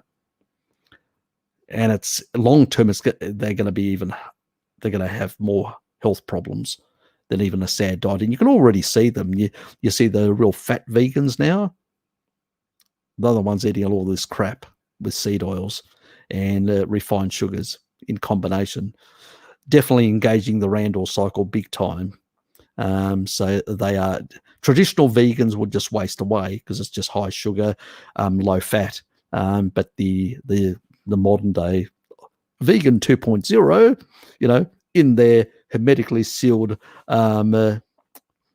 post-human home, yeah, they're on that sort of kibble shit, the modern stuff. They're definitely heading for a rapid heart attack at a very young age. Yes, very much well put, Shell. Yeah. Yes, that association, a bunch of crackpots. They are just as bad as the massage parlor in Miami. That group is just as bad. It's be interesting to find out what the quality of their massage service is. Oh God. Can you imagine as a carny turning up with basically beef jerky and say that, oh, could you give me a massage? I'd do something like that because I could be obnoxious sometimes. I totally believe it. Oh God. Exactly. Barbados. That was the cast iron stuff. Yes. What's hilarious is subsidies are more of a loss because of the corn's misuse in the States. Yeah, that's true. And if they use corn for biodiesel, starch and alcohol, yeah, they could use it. In some areas they are using it, and that's actually putting a lot of pressure on the government itself because it's subsidized and it's just adding to the cost of all these schemes, unfortunately. So, yeah, not a good picture. The US is probably the worst example when it comes to sort of misallocation of resources to produce food because of all the subsidies and the problems. You look at Australia. Australia's got no tariffs on agricultural products and basically has got no government subsidies. And they can now compete. And the reason for that is, and a lot of people complain and moan in Europe and North America about it, but the reason why is because they are highly efficient and they have none of this sort of stuff, So you can build efficiencies, and even some smaller farmers are quite efficient, but they just basically specialize in more traditional methods and artesian methods and stuff like that. So to say you can't, the problem is when you've basically been on the food subsidy type bandwagon for a very long time, then it's very hard to get off because your whole business models are around it on that sort of stuff. Mm-hmm. So you would think that they would be more competitive, but they're not. So just because they have this food subsidies, the input costs are going up in general, and animal husbandry costs are going up. There's the soil quality as well that's been degraded because of these practices. So that doesn't help those farmers either. So there's a lot of different issues out there that could have been addressed without if that money from subsidies was being reallocated and making pastured products more competitive. Yes, indeed, Harry. And it's a big thing here in Brazil as well, because I would love if all of our subsidies were to disappear. Like it messes up the incentive so much. And the reason why I barely get to see grass-finished beef over here is because it is all exported, and most of what we get is the stuff that is fattened on grains and bran and things like that. And also with dairy as well. The dairy, there's sort of the dairy consortium in Brazil, which is all the big producers. It's unbelievably corrupt. Like they won't allow any changes that may threaten their position. So that's one of the reasons we don't get raw milk over here. Yeah, exactly. I mean, don't get me wrong. I mean, I'm not a big fan of big agri in Australia either. I'm critical of some of their practices and a lot of what they do. So I'm not putting them off the hook in that regard. But when I don't think that these subsidies are the panacea even for farmers in the US. They're not the actual panacea, and sometimes they distort and make them less competitive and make them less innovative. See, Australian farmers are constantly innovating, developing even their own equipment, even before industry develops it. So there's been a number of farmers who developed their own agricultural equipment and then spun off a business. So there's a lot of innovation that happens in Australia. A lot of our farmers actually were the first to be using UAVs, using basically helicopters to move cattle around. So they use these little light helicopters with these metal front ends, and they literally push the cattle along, and there are no requirements for cowboys. So it's one person doing the job where it used to be done by multiple people. So those sort of efficiencies, as I said, we've got a very small population of 25 million, and we produce multiple times, 4 to 5 times the amount of product we need for our own population. And the efficiencies come from this scaling up and also by using new innovations. Compared to Europe and North America, farmers here are far more innovative because they've been forced because of lack of subsidies. So you don't get it easy. You either compete by innovating and becoming more productive, productivity goes up, or you basically can't compete against Europe or the US, which subsidizes. Simple as that. So, and we've seen what car subsidies and all sorts of subsidies have done in the past. All they do is they make a poorer quality product because people don't have to innovate. They're getting free money in that regard. Obviously, Australia has sort of brought its tariffs down slowly. You can't automatically just remove them because people need to have adjustment time in that regard in transitioning. But it's funny how these countries talk about free markets, but, there's nothing there. That's enough about politics on that front. But, it's always interesting, those conversations.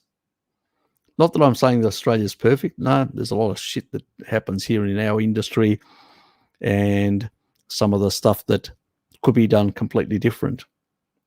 I think ultimately we need to promote good animal husbandry and some traditional farming practices.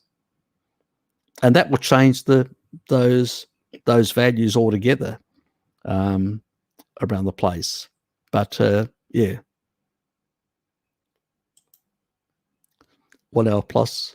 This is a short video for Harry. Oh, that was my previous comment. Yes, Tracy, it is.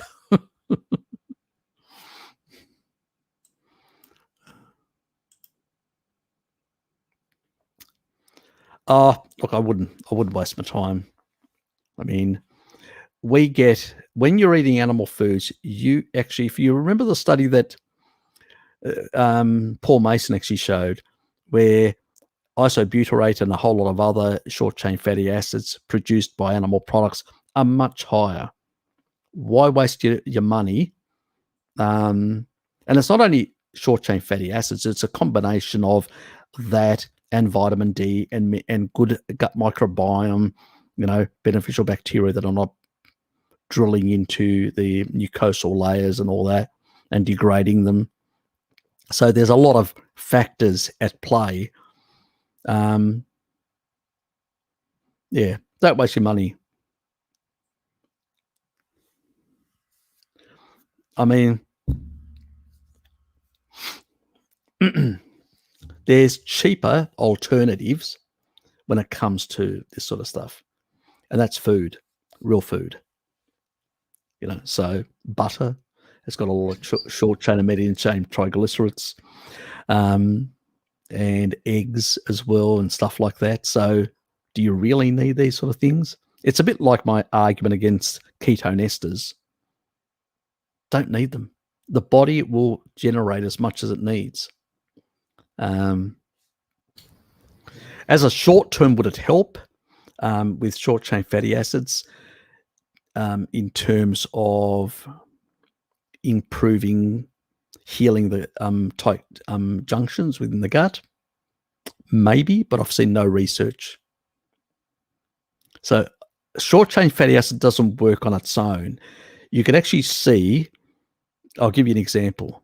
There are vegans that are consuming very high levels of plant matter, are producing very high levels, even higher levels than SAD dieters in terms of short chain fatty acids, but have greater leaky gut sometimes than people that are basically on a SAD diet. So if it was just short chain fatty acid doing the magic, I'd be recommending people guzzle down short chain fatty acids continuously. But that's not the case. It's a more complicated thing. You need a certain level of protein. Remember, your whole gut is made of collagen, protein. So basically you need protein, you need vitamin D, you need the fat-soluble vitamins that regulate the enzymes, the matrix metalloproteinases that regulate the turnover of collagen and are important regulators of putting the tissue together. You need a whole vast other array of enzymes that are also involved in repair mechanisms and all that. What helps with that? Well, it's protein. You're not getting sufficient protein, which vegans aren't. That's another reason why they have more gut permeability compared to even SAD dieters that are doing a poor diet. You don't see a lot of SAD dieters with extreme gut permeability, but you see a lot of vegans and vegetarians with that problem, and they're getting shitloads of short chain fatty acids. So no, it's just an associational myth. Yes, short chain fatty acids do help with the actual enteric system, but at the end of the day, they are not a panacea. Fat-soluble vitamins are very important for collagen structures throughout the body. And obviously some of the B vitamins, because they do affect some of the other, they play as cofactors, but the critical ones are definitely the fat-soluble ones. In that regard, I wonder if glyphosate is one of the root causes of all these intractable gut issues people are having these days. I have a strong suspicion that it is one of the key drivers. If you go back to the 1950s and 60s, people consuming 1/3 plant foods and 2/3 animal foods. They're on a mixed diet. They were more physically active, and they were calorically consuming less calories because they were more expensive back then. And so they were getting less energy in the system, plus they were more physically active. They were outdoors. Most of their job was outdoors. So they were never really getting to the threshold of mixed energy sources, fat and sugar, to basically engage the Randall cycle. As Bart elucidated earlier today, the Randall cycle is not, I actually said this in my first video when I talked to Bart in one of my first, I think my first conversation, that Randall cycle is not an on-off, but it sort of engages, but then it's a gradient. And it has to do with the energy flux in the system, how that gradient works.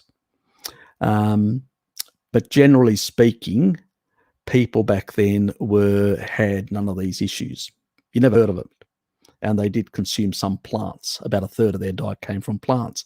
It was cooked, not raw. People weren't idiots back then to consume raw plants. They cooked them.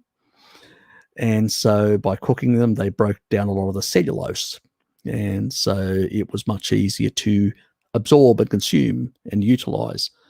But they didn't have glyphosate either back then.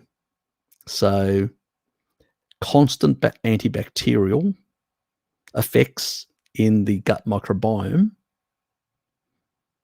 And it may explain the reason why this collapse of bifido infantis by 90% in the Western population has happened.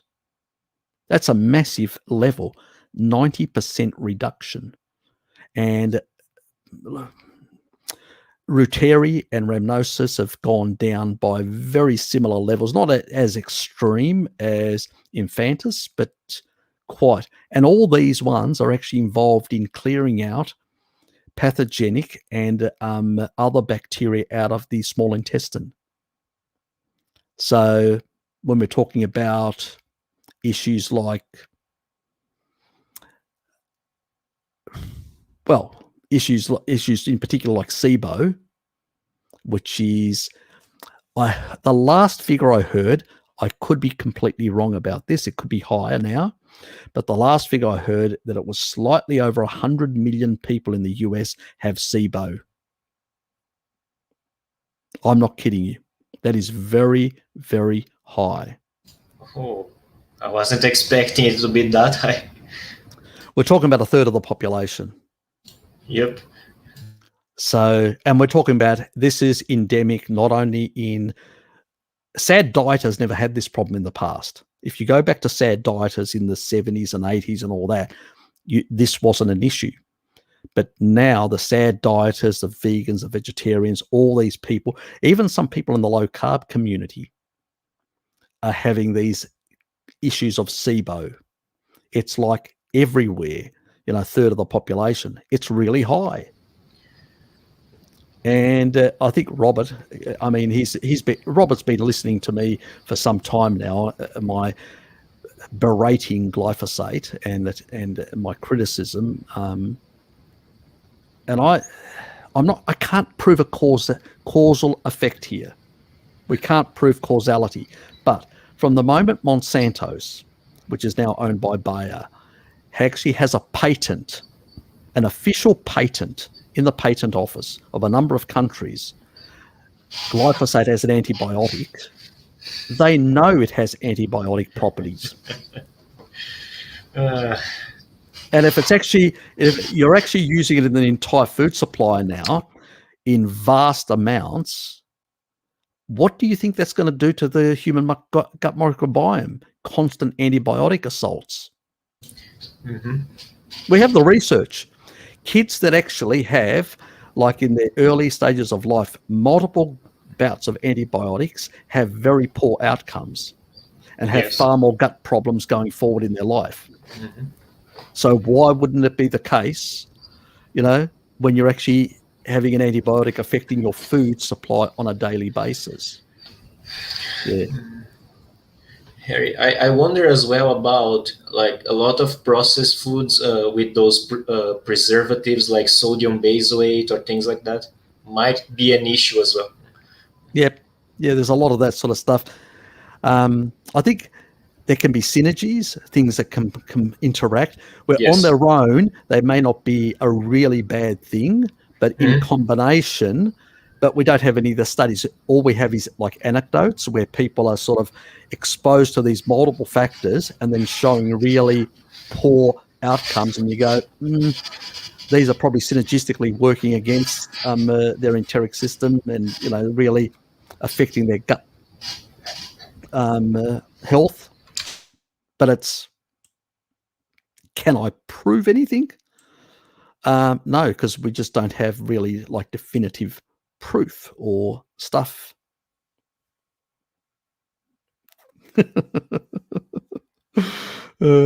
Text frame.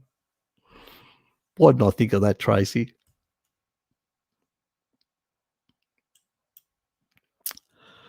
I could give Jabba something else, but anyway, we won't go into that.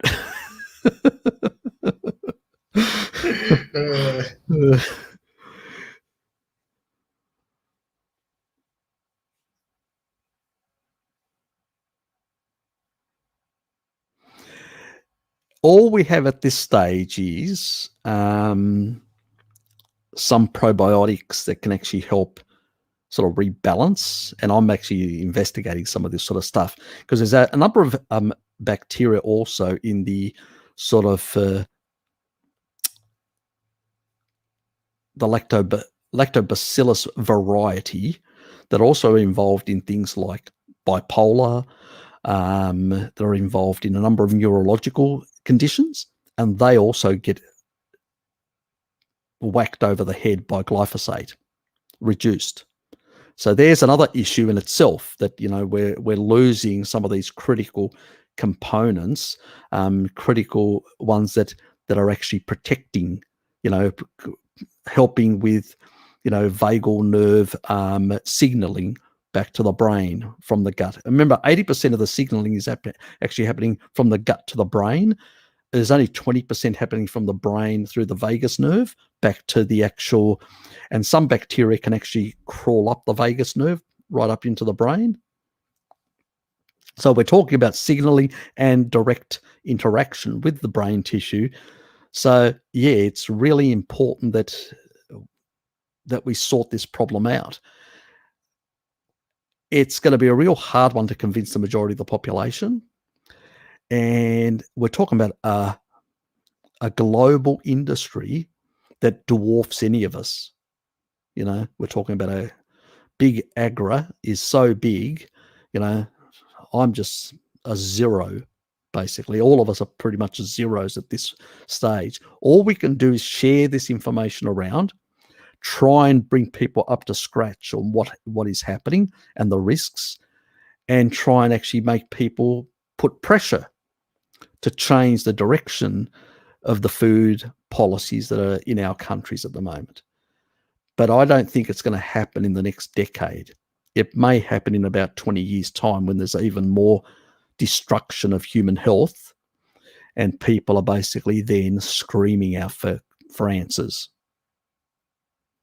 But at this stage, we're not there yet, you know, to that level. So, I mean, I know, you know, over 100 million people with SIBO, but you know what? A lot of people get used to, you know, I have this ache and pain and they just live with it. I'm constantly filling the toilet with crap and I don't feel that great, but you know, well, what can you do? A lot of people put up with this until it gets into a catastrophic levels. It's absurd. I know a lot of people that they have constant fatigue and they think it's normal. Oh, I just need to sleep 10 hours a day most days. And it's like, do you think it's supposed to be like that? Well, you know, if you're in that sort of state for a very long time, you end up in that regard. Look, Bruce is probably where a lot of us will probably end up there on the Odyssey. Odyssey is actually Odyssey library is slightly bigger. That's where I'm at, but I need to, as I said, I'm going to move most of all my stuff over to Odyssey in this coming Christmas break because I'll have some time and just sort all that out. I will take a look at some of the other platforms. So we'll see. And also I'm looking at, you know, doing more of the Zoom sessions as well.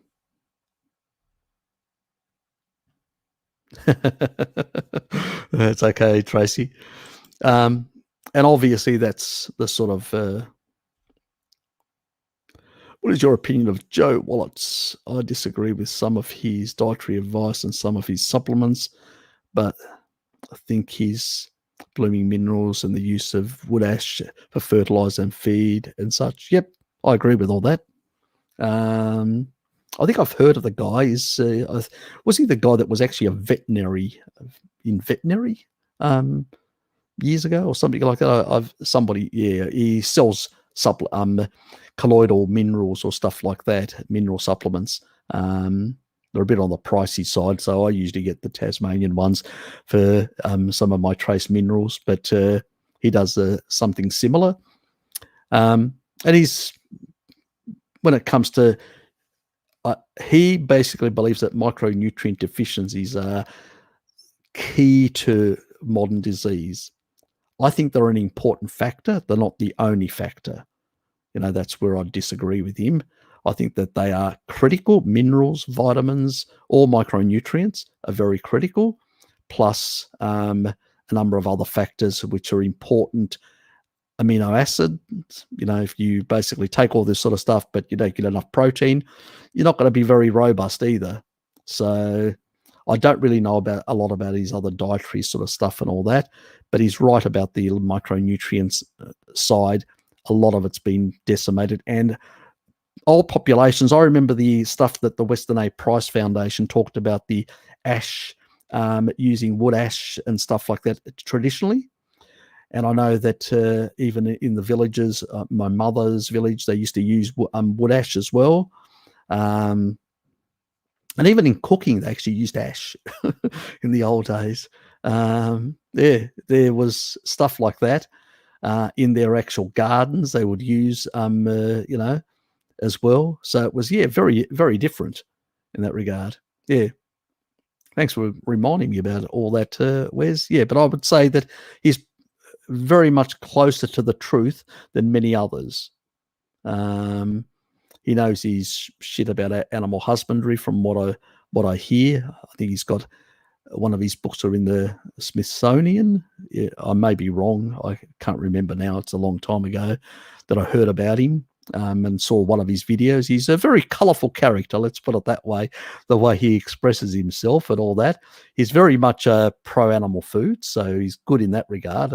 It tells the ladies that they need to get more eggs into their husbands to get the cholesterol up, to make them bring their libido up. So he can be a bit comical in that regard. He's a character, but some of the stuff that probably not that species appropriate. But at the end of the day, as I've said in the past, people use lactoferrin from raw milk to mitigate a lot of the lectins in a lot of the plant foods that they consumed, which was a small amount.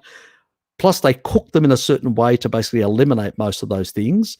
And then they combine that with raw dairy that actually even reduced it even to lower levels. So the low gradient damage that was done was insignificant to basically really cause massive health problems. It's only populations where they had very low animal foods, where the Europeans didn't. They had very low plant foods, but more animal foods. They didn't have the problem with their plant foods a small amount. But not optimal, but they didn't have the problems because of all the way they prepared them, and then the lactoferrin that bound and dealt with the lectins.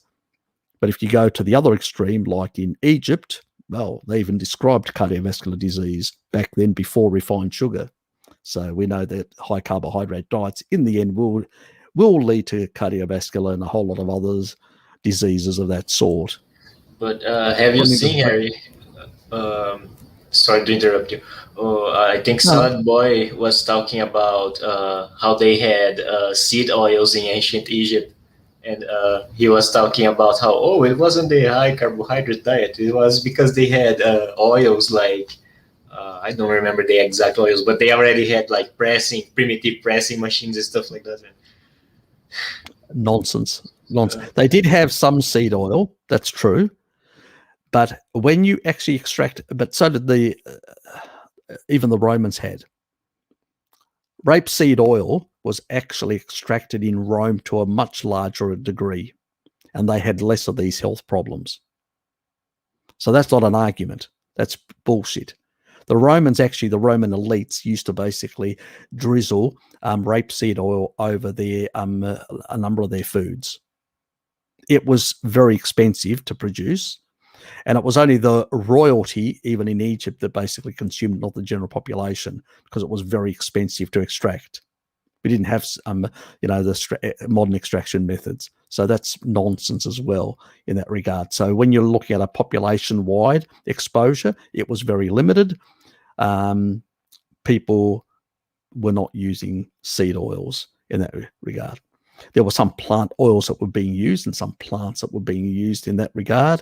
Olive oil was actually also used as well. It wasn't just basically seed oils. Seed oils are much more difficult to extract. Back then, olive oil was king throughout the whole Middle East and all that, and it was traded by the Greeks, who controlled the trade.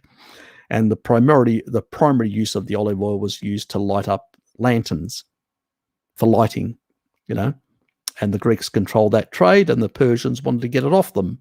That's what the Persian-Greek War was all about. It was the first oil war. The rest is just basically the victors claiming, these evil people that invaded us. It was a fight over the oil trade war.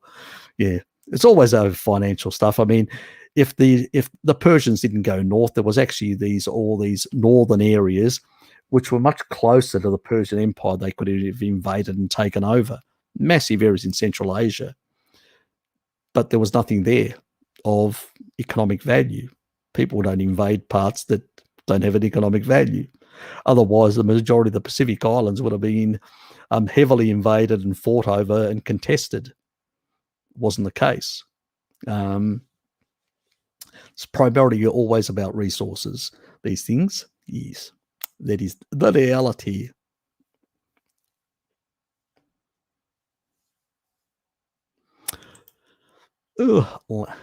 My dear Lama with her opinions. With these links past Zoom calls that we can go back and listen to. No, I do not record any of my Zooms. They're private. It's a policy of mine. I do respect people's privacy. If people are going to come on and express their opinions, I want them to come on and express their opinions without feeling uncomfortable, feeling I'm being recorded and this could basically end up somewhere being shown. So no, it's a private thing. The only things that I record are this stuff.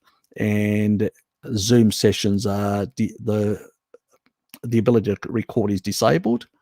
So we don't record. So it's not enabled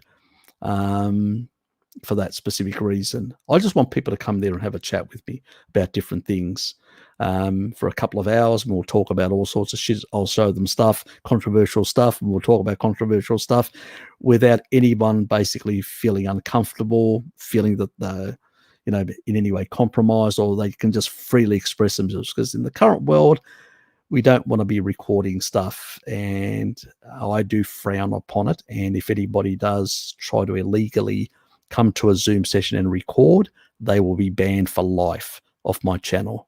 So I'll make that very clear. Now, I better get Lemmy, since Lemmy's just given me a couple of squids. Oops. Let me... God, am I that behind? God. I'm really behind, aren't I? On the stream. Business as usual. Yeah, exactly. Thanks, mate.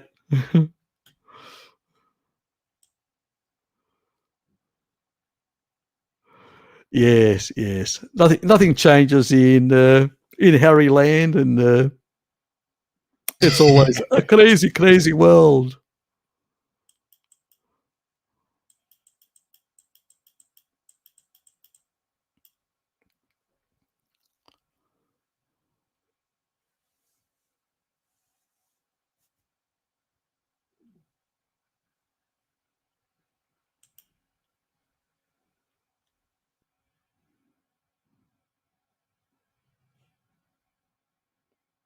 Oops. Need to find my spot. That's the only thing. I wish that basically they had like a separate thing that I could click on. Yes. So that would make it helpful very much. But I have asked, what is your suggestion? And I said, well, I can actually revert back to my previous spot. Like even a button that just goes clink and it goes back to the previous comment would be really, really handy in that regard. But no, they couldn't do that. That would be too hard. I think I found my location.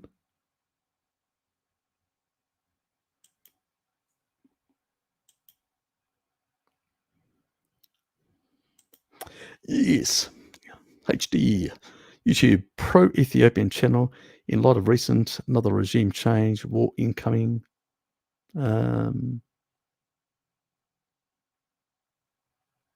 Really? Okay.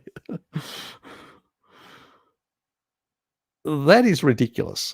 Look, I really don't know what the situation is, the current situation.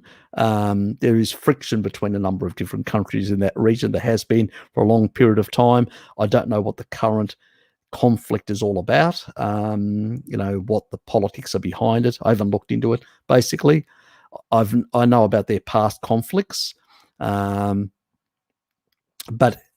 yeah, YouTube should not be involved in basically censoring one side against the other. It's, yeah, I mean, that shouldn't be their job. It's problematic. Let's put it that way. It's problematic because this is the problem in the modern world. You can't actually express freely your opinion anymore.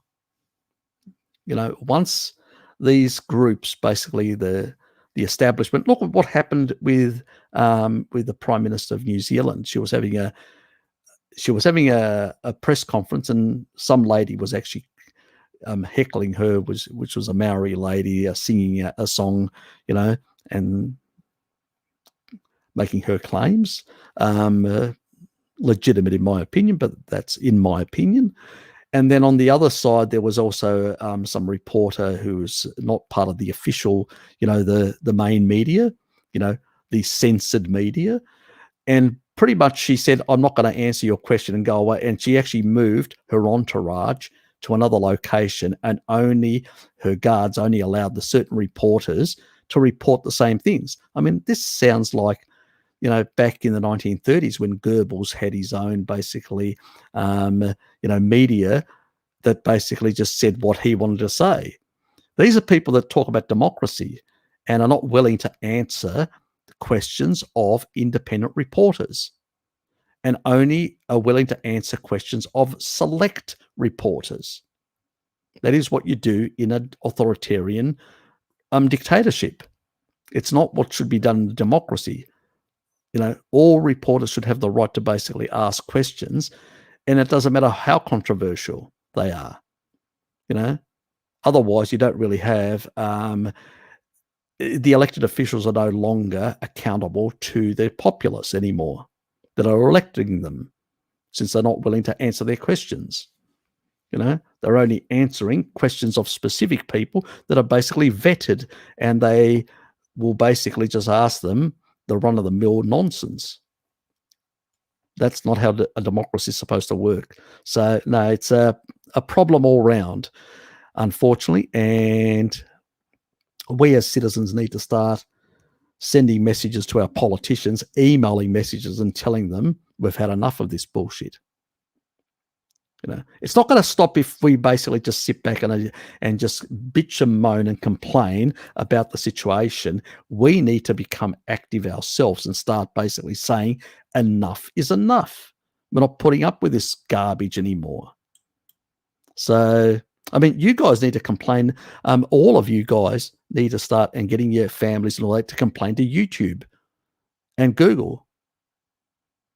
The more people complain that it's unacceptable, their behavior, the more likelihood something will happen. So we need to change the dynamics in that regard. Absolutely.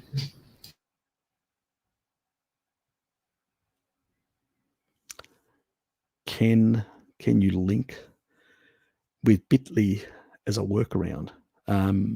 I've heard about Bitly. That's another one of those sort of shoot-offs. They're pretty small. The biggest problem with the URL compressor site, the one that people use to shorten URLs. Yeah. Look, there's a lot of things that I'm going to really investigate a lot of different options around Christmas, in my Christmas break. Yeah, there's a lot of that sort of stuff that I need to sort of work a way around. A lot of this, it's just still, it's messing with my head. I'm trying to work out how do I go forward, move forward. I just still haven't worked it Yeah. out. Yeah.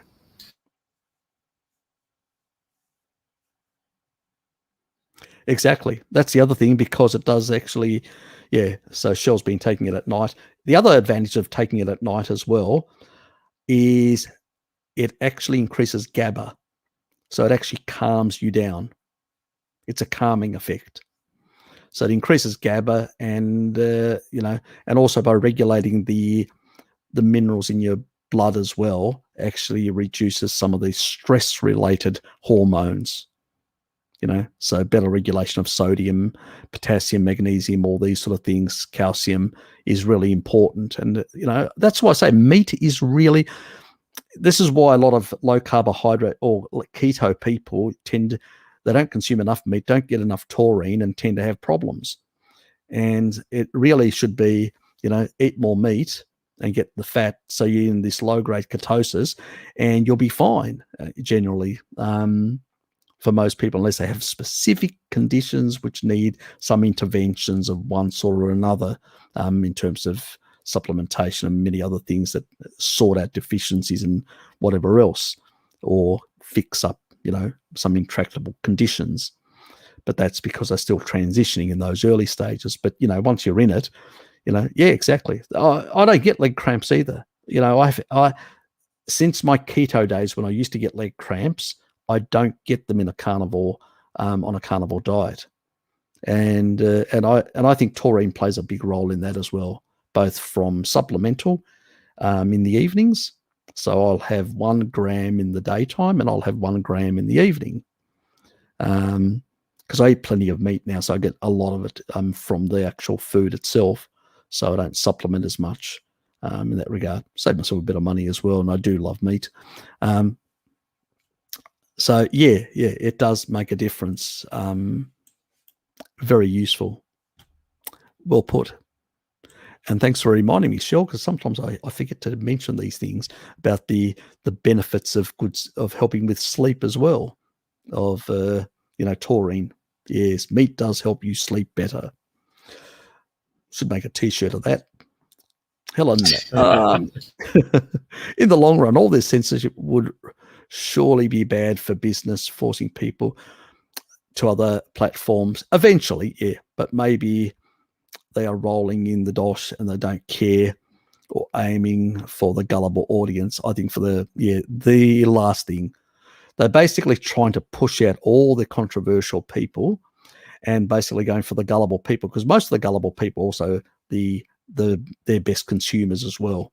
They are uber consumers of everything new and anything new. Basically, most people will consume and consume and consume. People like me, I'm a bit more selective. I say, do I have a utility for that? Do I need to buy it? If I don't, I don't. If I buy a top of the range of anything or whatever, there's got to be a reason for it, that it makes more sense for some reason, whether economic or health wise or whatever. So there are reasons, light bulbs. Well, I buy expensive light bulbs, not because basically I want to pay extra for my light bulbs, but they've got low blue light, which basically means it's better for my sleep quality. So I prioritize those things. I'm not one of those people that just buys anything, like most people that have been trained well since the 1980s, I would say, and 90s, have been trained to be uber consumers and just literally buy and buy and buy. And that's why even clothing has become disposable. I mean, most of the clothing now is just full of plastics and all stuff. You can't even recycle the damn stuff. It's just basically one use, throw away nearly. It's just ridiculous. But that's the world, It's crazy.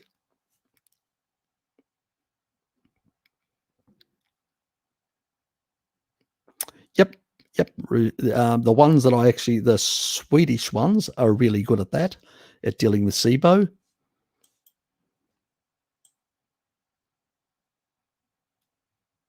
Oops. But to get the best results, we need the synergies. I need to work out all the synergies, the proper synergies, so we don't constantly need to supplement these things. So we actually get things to basically stay in the body. But also we need to basically eliminate the foods that are basically decreasing them. And that's the hard one because of the food supply for people, especially in the US where there's glyphosate's just endemic. I mean, forget it. People talk about organic, but if you've got somebody right next to you with glyphosate, I mean, how organic are you? It's just nearly impossible. It's crazy. Thoughts on lack of hunger beyond salty bone broth? 7-day fasted and still hungry for food. No change to energy in any obvious detriment. Keep going and wait to break the fast. Yeah, well, don't go too long. Within reason. You're a bit of a junkie, aren't you, Tracy? A fasting junkie. God almighty. I think, what was it? Yeah, bone broths help in that regard. And look, I think the hardest fast that I've done it, like 6-day long fast, which was easy.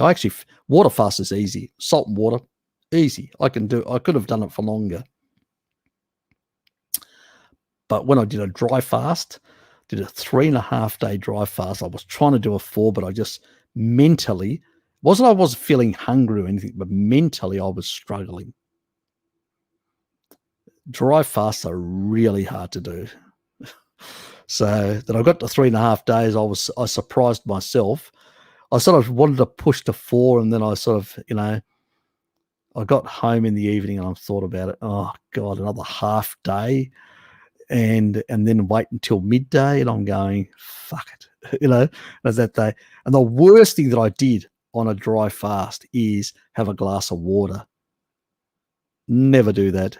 Even at room temperature, it's like it's freezing, like it came out of the fridge, because your whole esophagus that hasn't had any activity for the last 3+ days. So there's no blood there, not much blood, very little, and so it's not working. It's basically, and so it rushes down and it's cold as, and you go, yeah, what an experience that was, so bloody hell. I'm glad I didn't drink actually cold milk. God, that would have really been nasty. When room temperature water, was bad. So, yeah. Oh, God, what a terrible experience. Let there be a warning. Anyone doing a dry fast that, start with something warm, like a warm bone broth. That's what I should have started with. That would have been much better. Oh, well, you'll learn from... oh, look, he's got something for me. Oh, yeah, sorry in advance. Might give you nightmares. Probably will give nightmares to some people.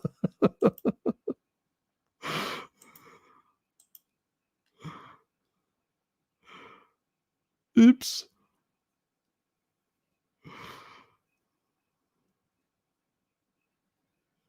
His true rat boy form. I just found this morpher recently and I couldn't resist trying something. Nice one. Thanks, sorry. Throw a bit of honey in that. Yeah, ridiculous. I know. Did you? I haven't looked at it. I haven't looked at, as I said, I'm way behind Wes on all my emails. That's why I said I apologized in the early part that I just haven't had a chance at all. I hope the side effects are coming up and piling up as recent studies show to be expected. Will alone bring all the insanity to an end. Unlikely, my dear Lama. Unlikely that will happen.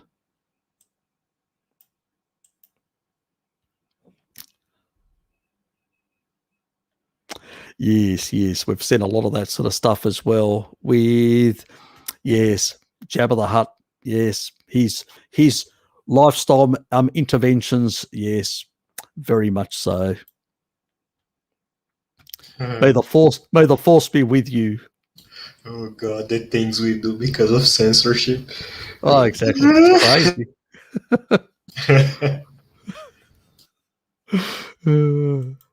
I can't even be my regular jovial, where I sometimes go off the rails in terms of some of the language that I use, the colourful language. It's just, yeah.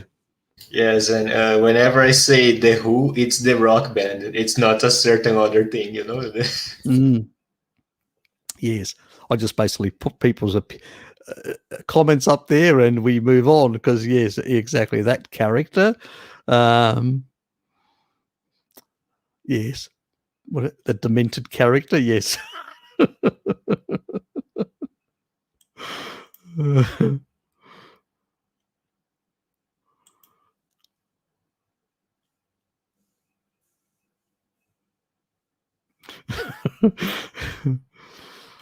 Oh yes, yes, yeah. I know. I've heard people moving from one place to another. I mean, didn't Stephanie move to Texas from California? She had enough of all that sort of stuff as well. So there's people moving, trying to get out. Sometimes people are, just can't because they're just locked in with their families and, jobs, and it's not that easy, So yes, yes, definitely, Helen. That like button.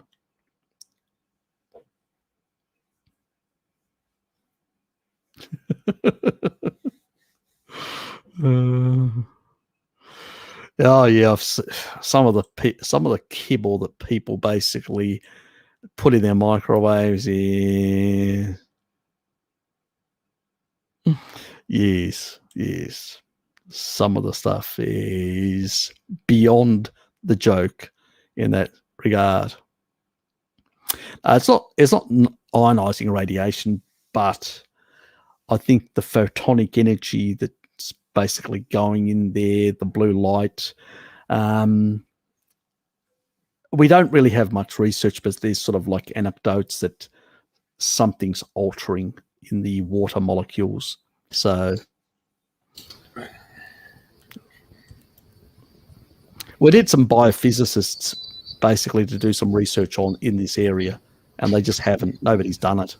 If anybody knows a biophysicist out there and would like to recommend that they do an experiment on microwaves and on deuterium and, the effects of it, it'd be really interesting to know. I'd love to know.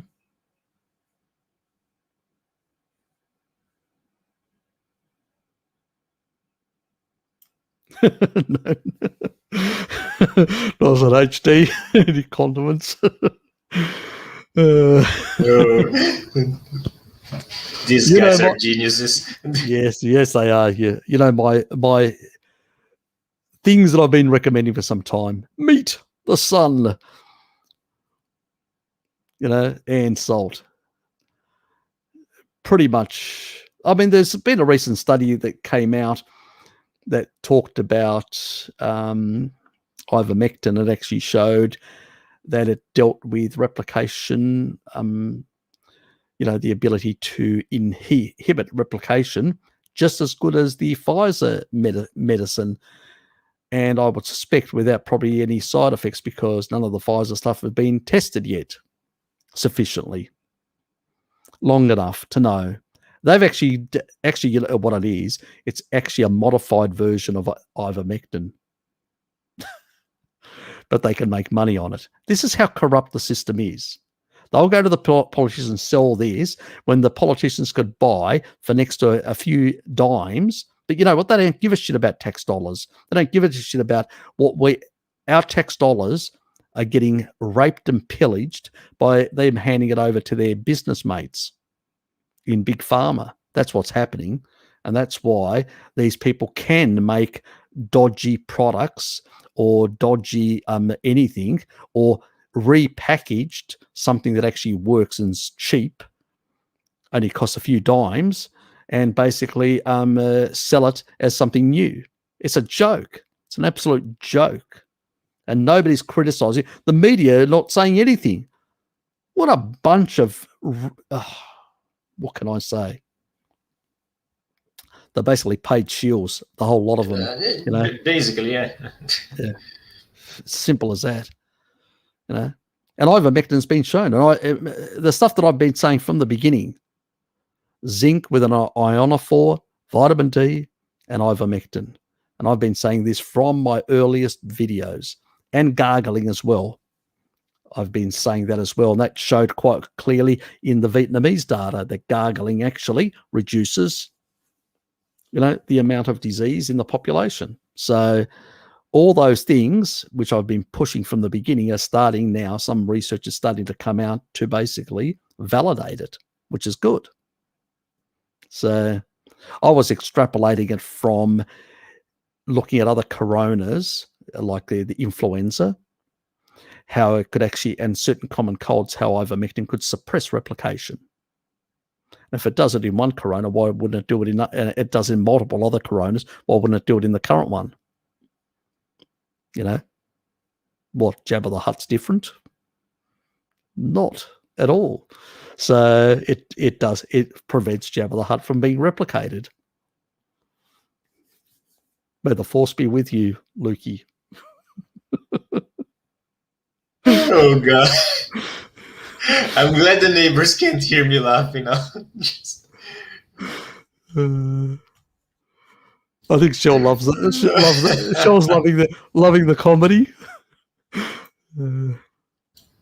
Oh, Jesus.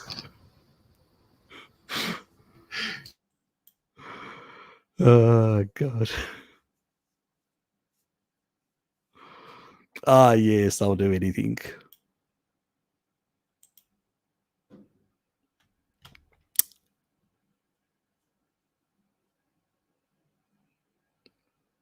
Jared could confirm. Is Jared here? Or not? He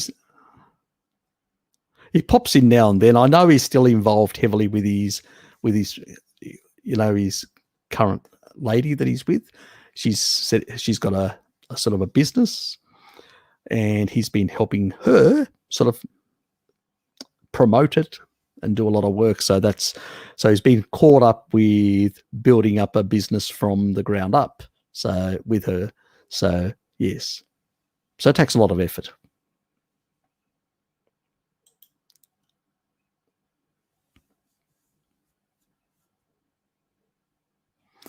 Yeah, Blinkers hasn't been around. He did pop into one of my live Zoom stream meetings. We bagged him silly and reminded him that he was a sand groper. So we had our little fun. He did stay. He did come back to another, but yeah, he's basically Sky's little pet. You should know that he apparently, she lets him out of the cage apparently sometimes, and he does make an appearance here or there. It's my theory.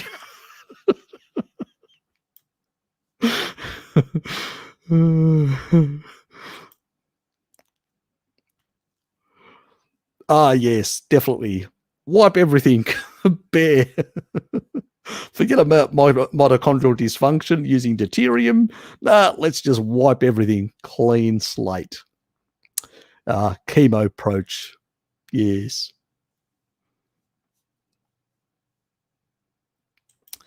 I'm going to have to move through some of this a bit faster. Is the best time to consume carbohydrates? There's no time to ever consume carbohydrates. I've been having 5 to 10 sugar glass of milk at 11 a.m. and breaking my fast along steak. Yep. Wake up to glycogen depletion.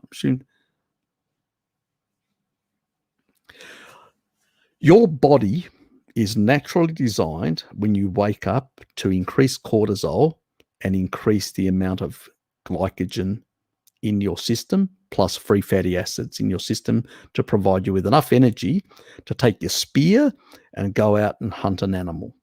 That's what your body's designed. If it's not working properly, that's a different thing altogether. But we can't claim that we're not designed to operate like that ancestrally. We are. We see it in all tribal societies. They don't have their first meal until midday because that's when they catch it. Simple as that. It's there's no other way around it. And they only eat up to light, and when the light, and usually because they're primarily closer to the tropics, in that light isn't around for very long. It's usually in the 6, 7 o'clock, and it's pretty darkness after that. It's just around campfires, and then off to have a bit of sex, and then go off to sleep. And that's how a lot of tribal people live and operate. But I tend to have my milk later. That's just because,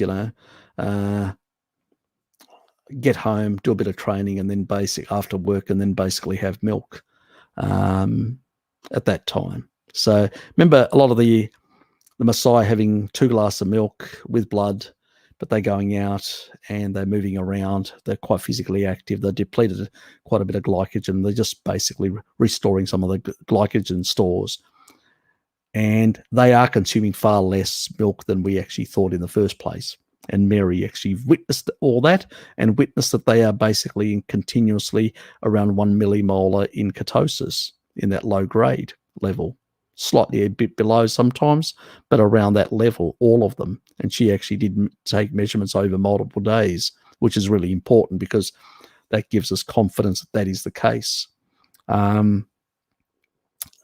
So, yeah, I was surprised that I thought that they consumed far more than in that case.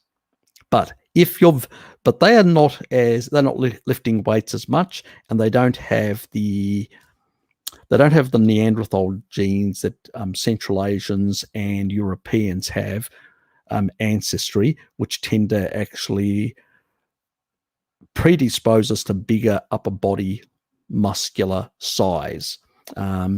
So as a consequence of that, you do have more capacity for glycogen stores compared to somebody who's a Maasai or somebody, in other parts of the world. So I have less problems with people consuming a bit more on a carnivore diet in terms of, sometimes my milk consumption is, anywhere between half a litre to a litre sometimes. Yeah. But I've got more glycogen stores, and I tend to become very, very easily muscular. And I've got big calves as well. All these are characteristics of Neanderthal genes, bigger calves and bigger upper body sort of muscular things, because they were very big and sort of bulky. That's one way of describing them, the way they were. But they didn't move very fast. They weren't midday persistent hunters, sprinters, and it's the reason why I believe is my hypothesis. They died out because as the animals became leaner and the megafauna that was slower died off, pretty much they couldn't keep up with the animals that they were hunting traditionally. So they had shorter legs as well. So they basically had certain disadvantages in being able to, where we were midday persistent hunters from Africa and could actually outrun them. I think in the end we got some of their small amounts of their genes because they came into our out of necessity, starving, probably, and literally came into our tribal groups to basically became part of it as their own died off. And so I think that's where we ended up getting some of that small amount. Yes, Tracy, yes, he is. Sir Tassie Devil Harry. Get it right, my dear, get it right. I just saw their comment. Okay. She'll just call me the double-headed monster from the south. Harry, it just crossed my mind because you were talking about this. Uh, it's something, some people call it GOMED. It's a protocol for gaining weight. Yep, Basically, the idea is I think you might have heard of this before, but you have your standard diet, and whatever you are doing, on top of that, you drink a gallon of milk a day. What do you exactly. think about that? Yeah, yeah. It's look, if you're heavily into bodybuilding, milk, egg, eggs, like eggs and casein are really slow absorbing, and so they are good for long muscle protein synthesis. But Mhm, milk and whey and stuff like that, is really good for at that early stage. The hour and a half after doing a lot of weights, it really sort of the signaling pathways in terms of IGF-1, mTOR, and all that activation are actually pushed a bit higher, and you actually get more muscle protein synthesis in that initial stage, and also uptake of leucine very rapidly as well, which is a good thing. And it's a reason why the branched chain amino acids seem to basically have the highest effect on hypertrophy at that stage between that first 90 minutes, so to speak. That's what we've seen in some of the research, and a lot of the top bodybuilders, that's what they use, that sort of that important element there. And then they use beyond the 90 minutes, they use slow absorbing things like casein, like eggs. Traditionally, it would have been eggs, cheese, and stuff like that. They would have, and meats that they would have consumed in large amounts. I remember one of the big bodybuilders, he used to basically, after he'd had his milk products and stuff like that, when he'd go out in the later part in the evening and have a meal, it'd be basically just steaks and raw eggs, and just basically devour, just massive amounts after that. And that would just slowly absorb over multiple hours, like 8 hours, and would enhance muscle protein synthesis. So if you've got a lot of tissue and you're building a lot of tissue and you're pushing some of those anabolic pathways, yeah, you will utilize a lot of that sort of stuff. But if you're basically sitting on your ass and you're a couch potato, obviously if you consume massive amounts of protein, you can, but you're not going to get the same level. You're going to get some muscle protein because of the leucine factor, but you will also convert some of that to sugar as well. So for storage in that regard. And that because you'll have a lot of glycogen storage because you haven't depleted anything, you'll probably then shut all that off to basically turn into fat as well.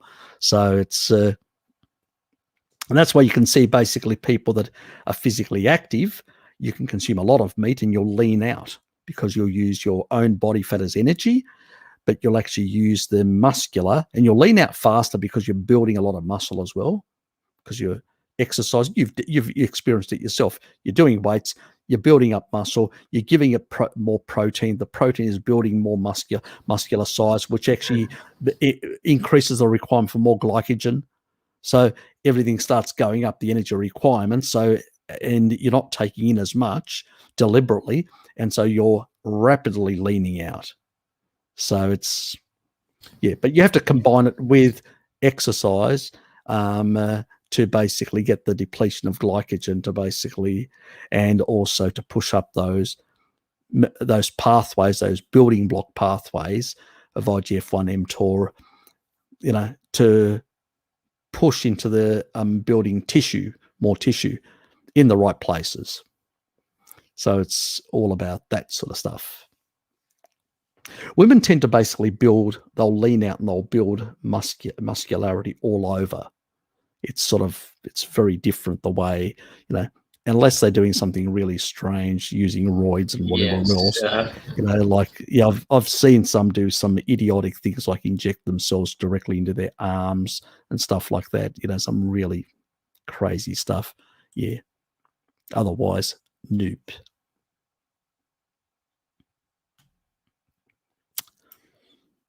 Anyway, Ah, yes, that lovely lady.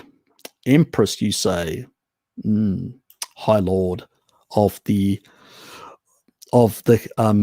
Kiwis, you mean? Her, as I said to Bart, how's your supreme leader doing today? And I usually get, and because if it's a private must love conversation, it's basically certain expletives come out of his mouth. Precisely.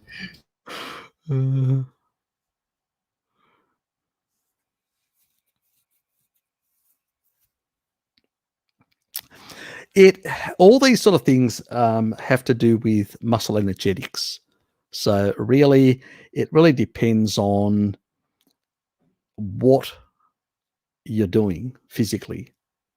You know, if you just sit and do nothing, just at a basal level, you basically, it doesn't work the same way. If you have excess, the body's got to do something with that excess. It either has to excrete it somehow or store it. It can't do anything else. In order to build, you need to push the signaling pathways to build. That's why physical exercise movement actually sends actual signaling to the body. I want you to use that material to build tissue. So it's critically important that we understand the different signaling that is actually happening compared to somebody sitting and somebody basically moving. You know, if you're consuming quite a bit, it makes a big difference. You've got to do a certain amount of movement.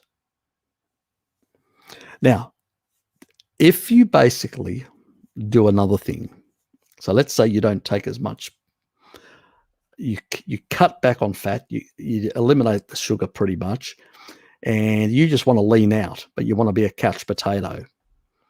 So you get a certain amount of protein that you're required to maintain, and then you get yourself a leucine supplement.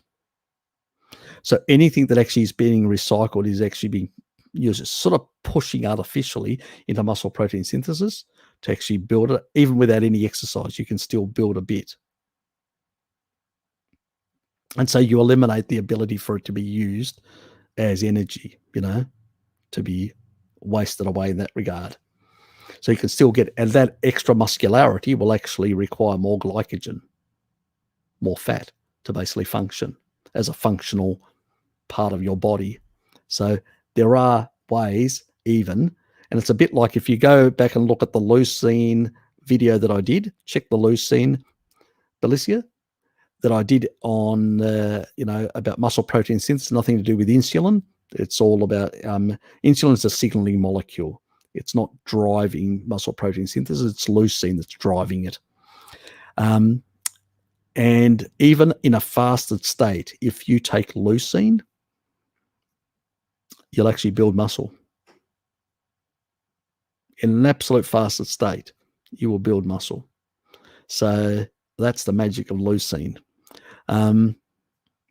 Check out that video. You'll be surprised. So people can do different biohacks. I also recommend leucine as a supplement for older people. So if you've got an older relative, a mother or father or whatever that doesn't really like eating a lot of meat, to basically give them two things. Actually, three things. The vitamin D is another important thing that also helps with muscle protein synthesis. Vitamin D is an important thing that people seem to neglect or misunderstand. Your muscle skeletal structure requires vitamin D. Okay, so very important in regulating some of the enzymes that are involved in that. But the two key supplements that I would give people in a nursing home or older people that in their home would be leucine and taurine, because taurine declines after 65 severely, and leucine is something that people are heavily deficient in older age when they're not eating enough meat products and stuff like that. And that would slow down their decline, because sometimes it's really hard. People have been so brainwashed, in terms of food that it's nearly impossible to sort of change them in any substantial way, unfortunately.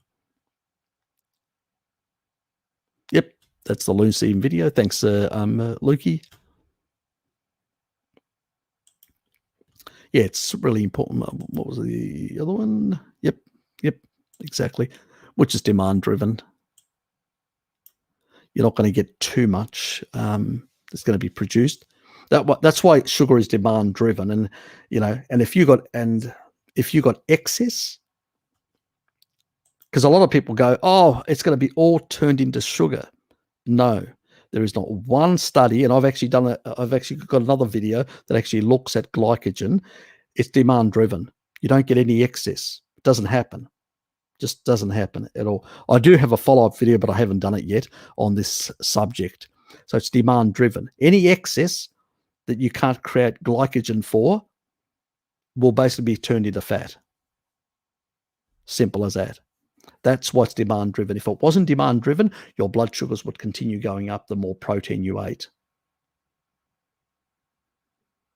because none of it will get converted, but it does get converted into triglycerides. It gets stored away. Okay. It gets exported as a VLDL. So in that regard.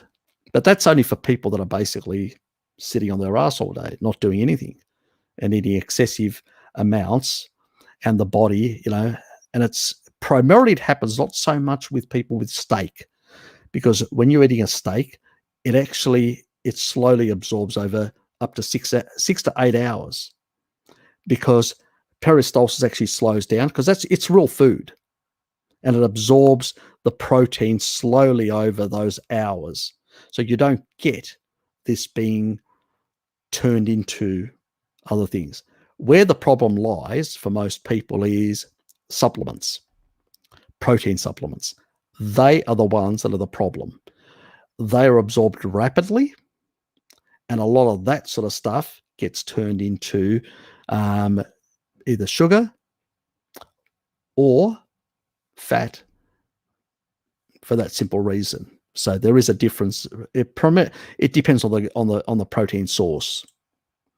It's really hard to consume massive amounts, and I've done actually the experiment on that sort of to myself, and actually seen my ketone levels just come down slightly, but my sugar levels dropping down to 3.7 from a massive steak. And I'm going, seems strange and all that, because you have to remember that you're actually, because of the muscle protein synthesis side, you're also raising slightly that insulin.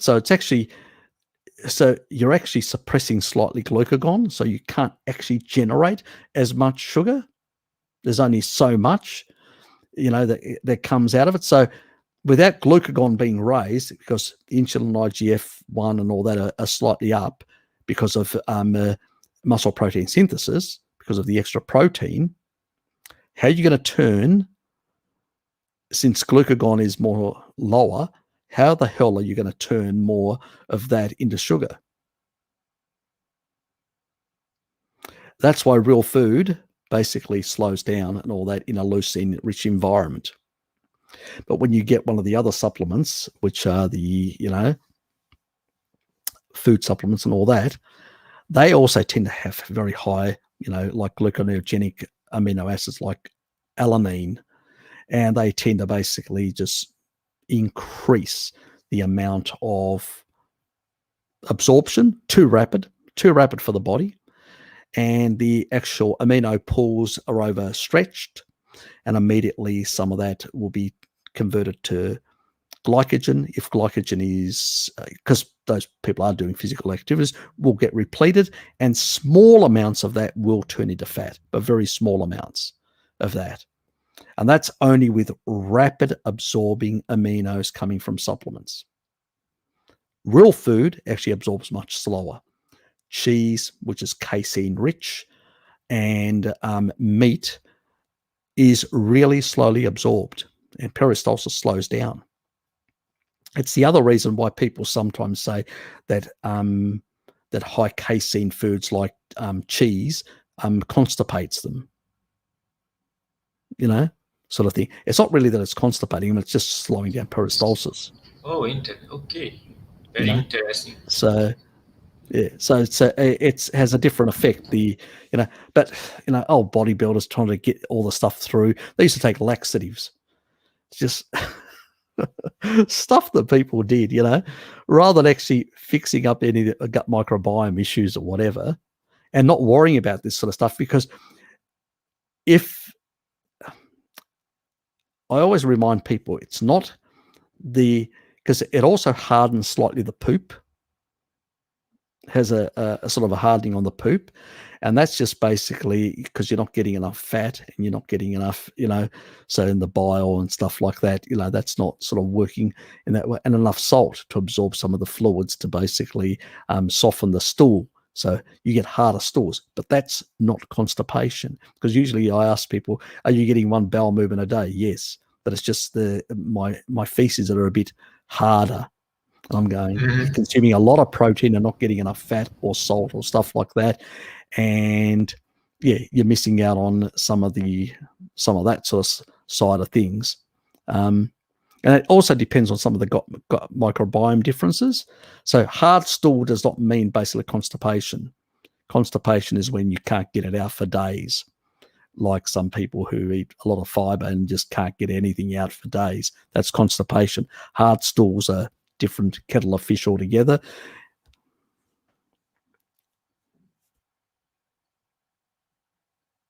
If your poop is hard, you're doing too much heroin. According to Fapnado, good to see you, mate. I could expect something colourful from Fapnado. Always. Absolutely. But as I say, also if you got good also bacterial, good stuff like that, it does help in getting, See, I poop once a day, and my poop is more or less a sort of it's solid but soft, solid. So that's how it sort of comes out, which is really good. So you just plonk out, done, finished until the next day. So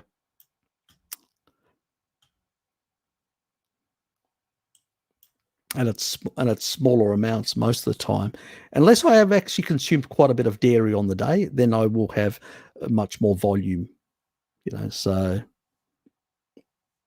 that's what I noticed with myself anyway. So yep, I think I did cover a lot of that and some of that as well. Fitness compilation, good to see you here, mate. I'm so behind. God, I'm so bloody behind. I'm just going to move rapidly through this because a lot of this is your comments about stuff that I've talked about, you've talked about. Oh, yes, I have to stop on this. Tend to be oversimplified. Ah, yes, it's veganerization, indoctrination. Yes, sure, very much so.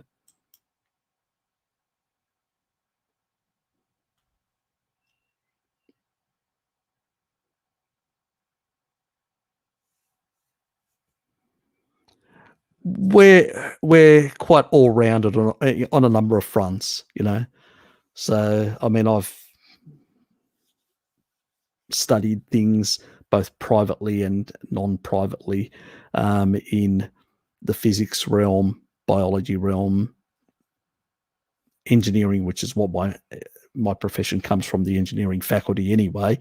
In that regard, data analytics, we're very heavily into in my field in particular. Other things like philosophy, number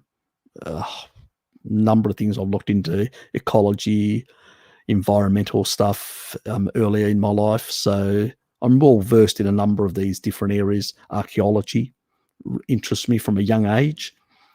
I actually, one period, this is back in now I'm actually showing some of my age, but back in the 70s, as a youngster, I was intrigued by Däniken. Anybody knows the German Däniken that actually talked about the aliens in archaeology? He was a German. Yeah, he's a crackpot anyway. But I had, I thought that he had some credible arguments at the age of 14. So I had some interest in some of the stuff and all that. But by the age of 16, I sort of had more or less got rid of all that nonsense out of my head, and realized that I saw too many contradictions in the stuff that he was saying and what other archaeologists were arguing and all that, and realized it just didn't make sense anymore. It sounded like a good, plausible theory, but it was, a child's mind that still was learning at that stage. And by the age of 16, 17, I'd read a lot of German philosophy and a whole lot of other things. I was quite versed in many things to analyze things. And so I realized very quickly some of this stuff was nonsense from very early age. But it's, so I do have a very wide repertoire and all that. I do have an interest in military affairs as well. So I do analyze military doctrines and stuff like that, both ancient ones and methods that Alexander used in the way he deployed forces and stuff like that, all the way to the modern era.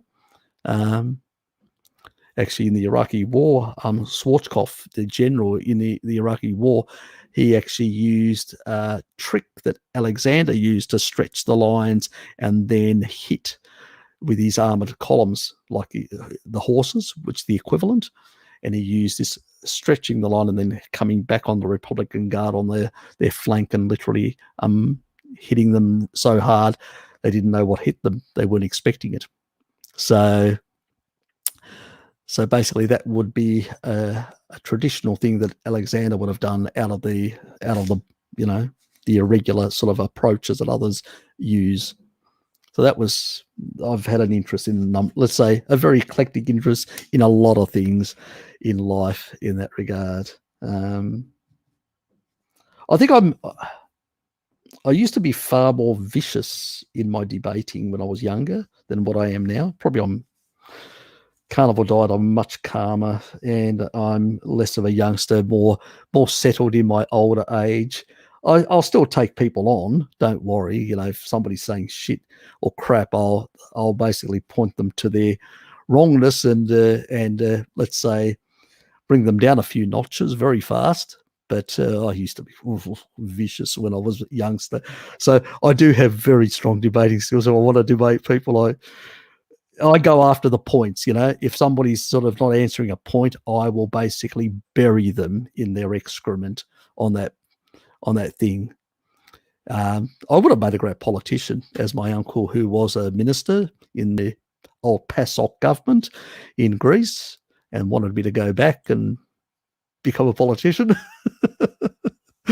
Yeah, my mentor.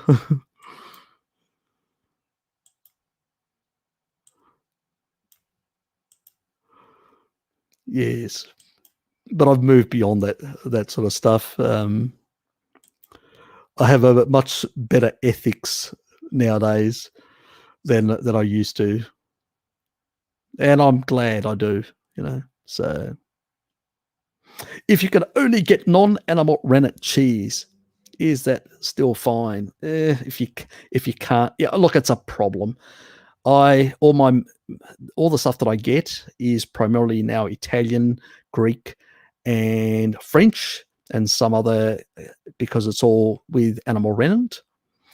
The only one that I do get occasionally, there are two halloumis, both out of Cypriot halloumis. There's one that basically has animal rennet, is traditional, but it's very hard to get, and the supermarket only brings it occasionally, so it's really hard to find. And then they have the other one that doesn't, and I do love halloumi, so I sort of bite the bullet. And even though I'm peeved off that they used to have animal rennet in their product and they got rid of it to be more commercially, the modern. A lot of them are going that way, unfortunately. Even I've noticed some of the French companies switching over to non-animal rennet again for commercial reasons. and it's becoming annoying. It's becoming harder and harder to find cheeses that have animal rennet in them. So yeah, I know what you mean.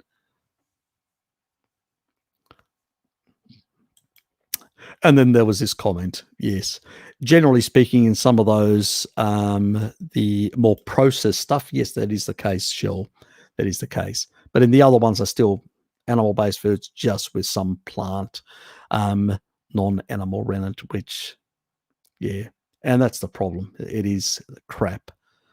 But occasionally I succumb to that for my halloumi if I can't find the other one. It's not what I should do, but if you can grow a few ashwagandha plants, the plant producers around that should be fine. Yeah, look, but she's actually buying it, I think, in the supermarket, so it's unlikely. I think they actually use that in some of the Asian countries. They use something equivalent to that. Also good when it comes to xenoestrogens, ashwagandha as well, and in that regard, so has its place as a nutraceutical.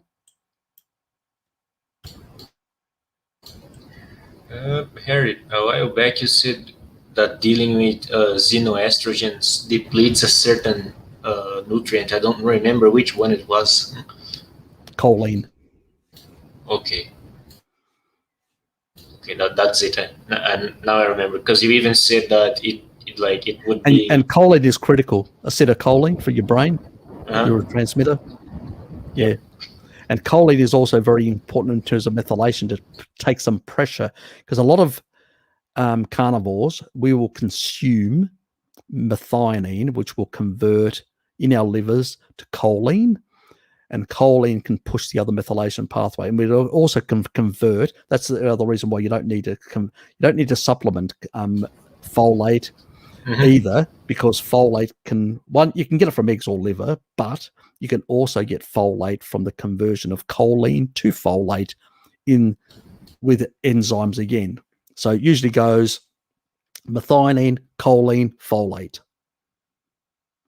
Unless you're one of those rare people like myself, which is about 4% of the population, that can't do the conversion. And then you have to have some liver or eggs to get folate. Or you need to take excessive amounts, or you basically, you can improve that by having more riboflavin, which is in dairy, and you can improve the enzyme for the other folate B6, B12 pathway. You can actually improve that status, but ultimately by taking in more choline from eggs, liver, and stuff like that, you can actually boost, or some of the seafood that has choline, you can boost the level of methylation. The other thing is with sulfur amino acids like taurine and things like MSM that I've recommended, they can also increase and bioaccumulate. It's not necessarily a good thing if you supplement heavily. You need to methylate away those things with choline. So choline is really important, and it's the reason why when I'm not having eggs, I have a choline supplement.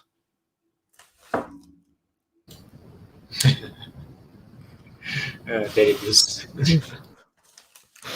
It's nearly finished. I've got on order 2 more. They're coming soon.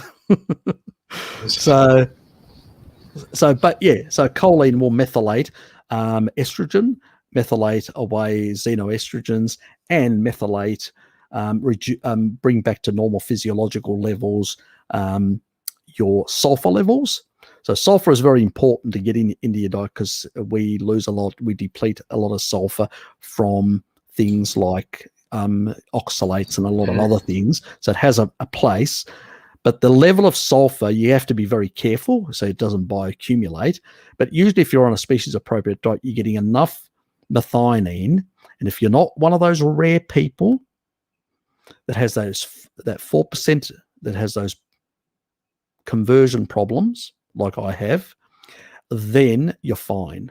Then basically you cannot bioaccumulate sulfurs at all. It's impossible, because your body will has, through methionine, eating enough meat, the methyl donors you'll produce choline sufficient to deal with it. So it's a non-issue. So none of on the majority of people who do not have the right genetics, the majority of humanity, it's just a couple of us. It's because our ancestors consumed a lot of organ meats, and as a consequence, we had a reduction in beta carotene conversion, a reduction in choline conversion, a reduction in folate conversion, all these sort of things. It's the reason, but the majority of the population don't have this problem. So it's a small number of people. In some societies, it can be down to 1%. In others, up to 4%. It depends on the society, and it depends on which part of the world you come from. You have to have genetic tests to know really that. So it's all that sort of stuff. But generally speaking, you can eat a steak-only diet for the rest of your life, and you're not going to have a problem with methylation. Because remember what I said, in the liver, cysteine will actually be increased. So all the sort of stuff that basically deals with some of these, the sort of recycling of homocysteine and all that is a non-issue, because basically the more methionine you take in, you'll produce more of the precursors that you need for that conversion. That is why when you increase, remember that thing that I did where I comically do Gregor? Remember that video? Yeah. And I basically touch on the methylation and homocysteine. And basically they were even supplementing in methionine, and homocysteine was going down, because as long as you've got all those conversion pathways, non-issue whatsoever. Now, if you're exposed to a lot of xenoestrogens, it will take time to clear that stuff out. And also those excess xenoestrogens in your body can actually impede a number of these biological processes to work properly. A quick way of eliminating that stuff is to take 2 grams of choline, push the shit out as fast, methylate it away as fast as possible. One thing. And then another biohack with fatty liver is also to take up to 3 grams, 2 to 3 grams, depending on your size, how big you are. If you're very small, 1 gram. If you're a medium sort of sized person, you're looking at about, 2 grams. And if you're somebody like Sean Baker, 3 grams, a really big dude. So for me, 2 grams. For Sean, basically 3 grams in that case. And that will basically also get rid of all the fatty liver, because exporting fat out of the liver requires choline. Fundamental, in that regard. And even in the, synthesis of basically bile, choline plays a role together with MK4 and a number of other nutrients. Very important. So animal foods have a completeness. It's just very rare groups, but really steak, which is very high in methionine, will basically support your methyl donors, and also will support your sulfur amino acid pool that you have in your body. So it's a non-issue, really, in that regard. So, but it's only very rare people with genetics, or if people are transitioning in the early days, they still need to sort of take they may have oxalate dumping, which can deplete heavily sulfurs. So you need to put them back. This is the only reason why we use supplements. We use them for specific strategic reasons to fix certain conditions and stuff like that. Older people, because their biosynthesis drops, and we need to help them, especially with maintaining good stomach acidity, and also with general muscle protein synthesis in older age. So that's when it becomes a biohack. So when you get over 65, supplementing taurine is a biohack rather than an essential. It is an essential in a sense, but it's because your body is not synthesizing enough. I've never seen a study showing me what a massai old person like that guy that Mary was chasing up a hill, 80-year-old, she couldn't keep up with him. I don't know actually what that person actually is. Is it that they can't convert after that, or is it that the body goes, you got too much senescent cells, I need to prioritize some of those resources elsewhere, rather than basically producing more taurine? We've never answered that question. There's no study to answer that question, because you'd have to lock people up in wards and actually test them to work that out. But there is still a window of opportunity before we introduce too many bad foods into the Maasai population, where we could probably look at some of these older people and look at what is their synthesis levels compared to somebody in the West. That would be a great study. And that would give us an insight in really, is this normal physiology, or is it because of chronic disease and chronic senescence that we are basically producing less as a consequence? All these, and not only in taurine, but biosynthesis of a lot of things declines. Why does it happen? I think that it's tied to senescence to some extent, but I can't prove it. And the reason for that is because I notice that when CD38 goes up, what happens is NAD goes down, and energy capacity left for the body to do a number of functions declines. So everything has to sort of decline equally, is my logical. That's through extrapolation, not through any research. That's hypothesis, guys. Hypothesis. Let me remind you, Harry's hypothesizing on this point, but I think I may have a point, but it needs to be investigated. And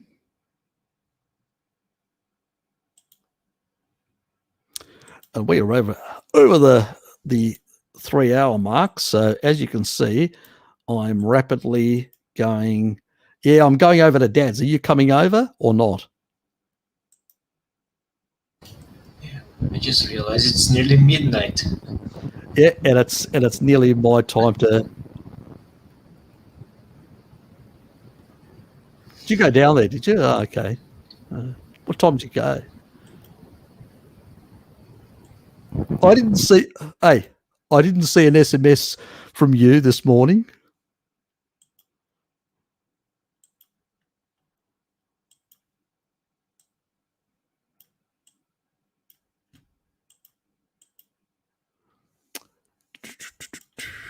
Yeah, so yeah, I'm going to be heading off shortly. Need to get over to Dad's. Please like and subscribe this video.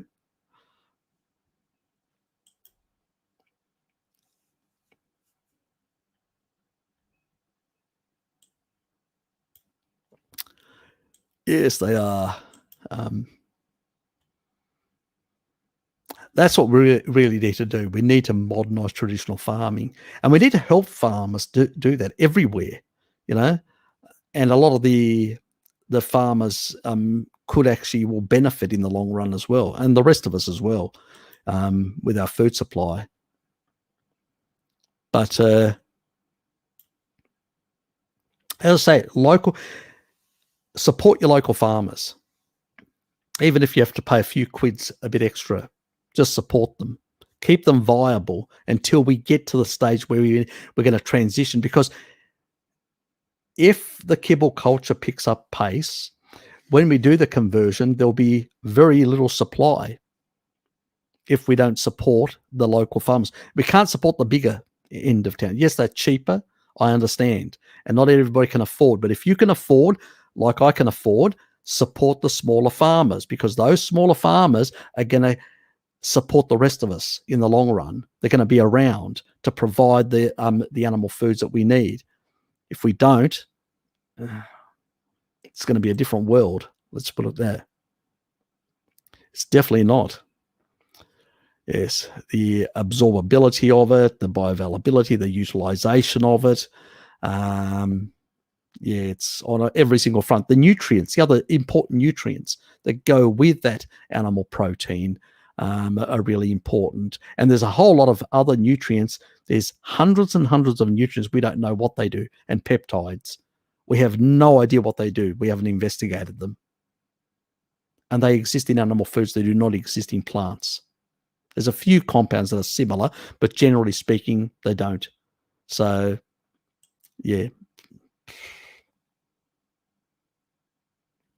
Harry, glad I have an internet connection in the farm at the moment. Good to hear, Jin. It's been a while. Good to see you here, mate. He drank some fresh cow's blood with milk, I suspect, like the Messiah. I really want to try that. Yeah, I would also. It's apparently not really that off-putting at all. Yes. I mean, I've had blood sausage and stuff like that, but I've never tried like milk and blood. I'll probably have to try and see if I can find. Yeah, yes. It's Saturday night thinking about getting blood. yeah, no. Probably the only thing is if you were to get probably the only source you could probably get some would be to go to a butcher who's just butchered some animals, and do you know what I mean? And basically get like livers and all that are just been butchered. They'd still have some blood in there. Put them in a container, take it home so the blood's actually souped into the actual container, and then use that blood in with milk and then try it. I think that'd be the only way of actually doing it. But it wouldn't be fresh blood either, which is the other thing. So I don't know. Yeah. But you're on a farm, Shell. That's why. Shell's a bit lucky in that regard. She can do those sort of... she can try these things out.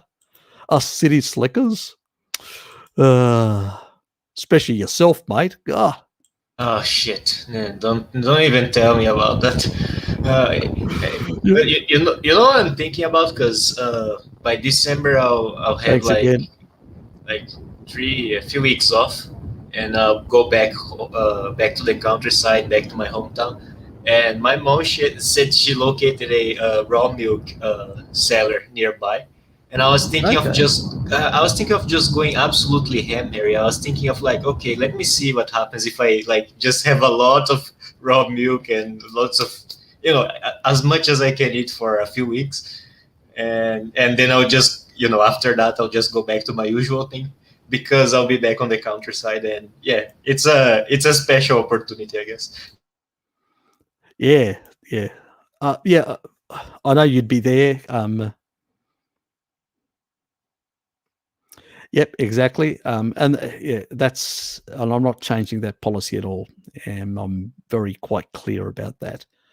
Luke came to one of them, but it's awkward, the hours, because it was late, and it's and it's just before I go sunbathing, so it's kind of weird for me as well. We can't stop that from happening. Yeah, absolutely. There's a whole lot of, in his neighborhood, there's a whole lot of women that get out on the balconies waiting for Lukey to turn up. So, well, he might not be lying, but whatever.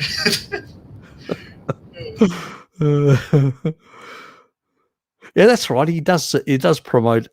Joel does promote selenium. Yeah, and he's right, and so do I. But I always say you need to balance selenium with iodine. Very important. It was, yeah, okay, yeah, it was. I thought so. I thought that he'd actually published a book in that area.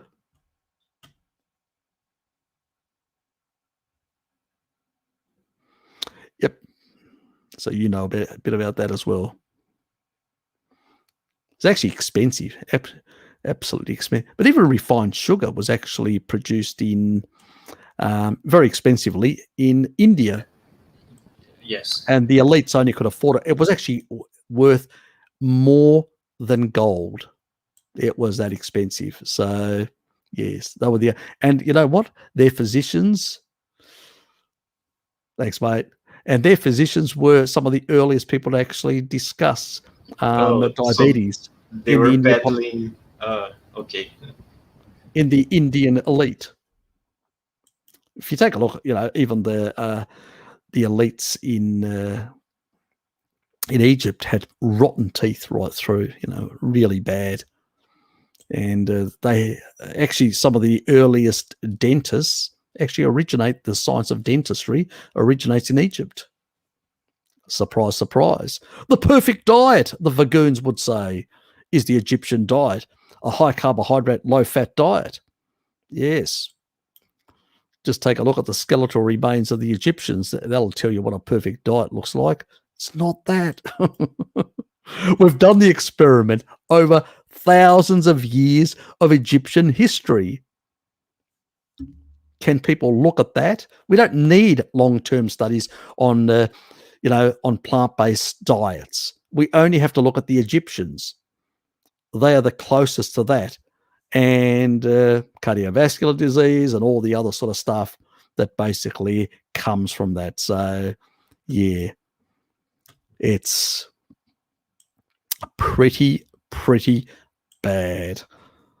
So, I mean, but the Vagoonerized, brigade, they just have an inability, a complete inability in that regard. They won't even look at this sort of stuff. So, yeah, what can one say?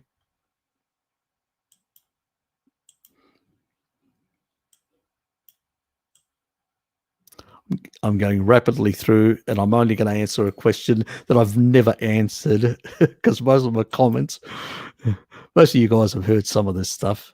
Anyway, me talking about it, I just occasionally nuance it with some new spin in that regard.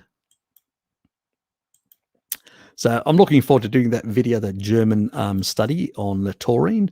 So, and lipid peroxidation. So that'll be another interesting one to add to the repertoire of the benefits of eating meat. How dare you drink water? It is low it's alpine water. It's lower in deuterium than regular tap water. Definitely not coconut water. Definitely not. That's high stuff. That's even worse than sugar in terms of deuterium, because the coconut concentrates into the actual water itself. You've actually made me really paranoid about that, because last time I was at the beach, I only had a single coconut the whole week. I used to order one every day, but the whole week of vacation, I just had a single one. Well, at least you're not overdoing it, and that's yes, that ratatouille. Yes, definitely. It's a long time since we've heard the word ratatouille. Microwave Wagyu beef. Oh God. Fapnado would microwave anything. If you could get a hard on, he'd microwave. You know what?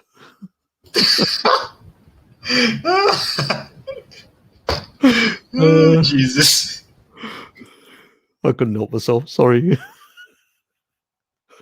That should be illegal, Flappers, exactly. Yep. But the things that people put into microwaves is ridiculous. I'm watching with my brother-in-law, and he asked, would there be any benefits to use the liquid whey from cheese manufacturing? So, yep, actually, that is a way better. Well, you could basically, you could add additional strains to it, like some of the Lactobacillus reuteri and stuff like that to it as well, and give it something. Or you could actually put kefir into it to basically turn it into a kefir type whey kefir. That's another potential product that you could actually sell, and it would basically, because it's coming from.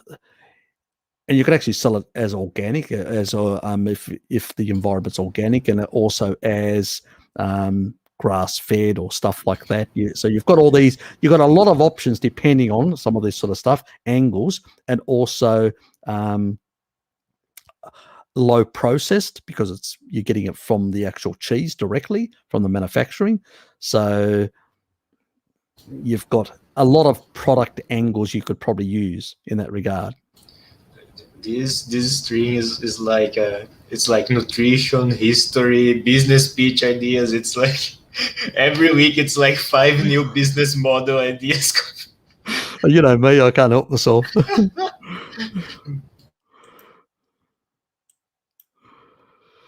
That's what happens when you have a diverse sort of repertoire in terms of knowledge base across a number of fields. So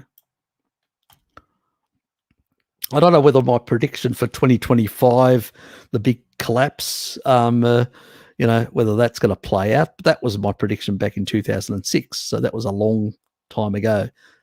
It was like a long-term projection looking at a number of factors in the derivative markets, in the actual debt markets, right through, and extrapolating from a number of things that 2025 would be the big, like the last 1929 type event. I don't know. I could get it wrong. Could come early. Could come later. But it's a prediction that I made some time ago in that regard. Yeah, you might not be too far off, Harry. Well, my brother Sean, I was in basically Bali in 2006 at the time, and I was actually reading an article out of one of the financial newspapers, and there was some stuff there. I actually called him to tell him some of the actual investments that had moved in from the Guangdong region of China into northern Vietnam, and had pushed inflation up 40%, and some of these changes that were happening in investment sort of cycles within the region. And then we got talking about, where is this all going to end? And then I said, look, I'm going to make a wild prediction, something that I've been thinking about for some time, and I've extrapolated from a lot of things, that they may be able to fix any future economic crisis, the one that's coming, and sort it out with a lot of money, throwing in a lot of money at it. So I even was aware that the new one was coming, but I didn't think that was going to be the ultimate one. I thought that 2025 would be the big one. So that was through extrapolation. I could be completely wrong, but we'll see. We'll see whether I am or not full of shit.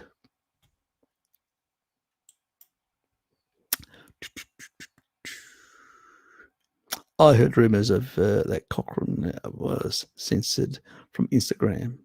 Mate, okay, yeah, probably. Yeah, look, it's Facebook for the implying what they are saying of ivermectin. There's actual studies. There's actually a recent study that came out showing that ivermectin lowers replication, the lowest out of all the other, even the drugs that they're giving as interventions. There's actually a study, true science. These people are fucking crazy. Just drives me up the wall. It actually angers me so much. It actually just listening to that, just,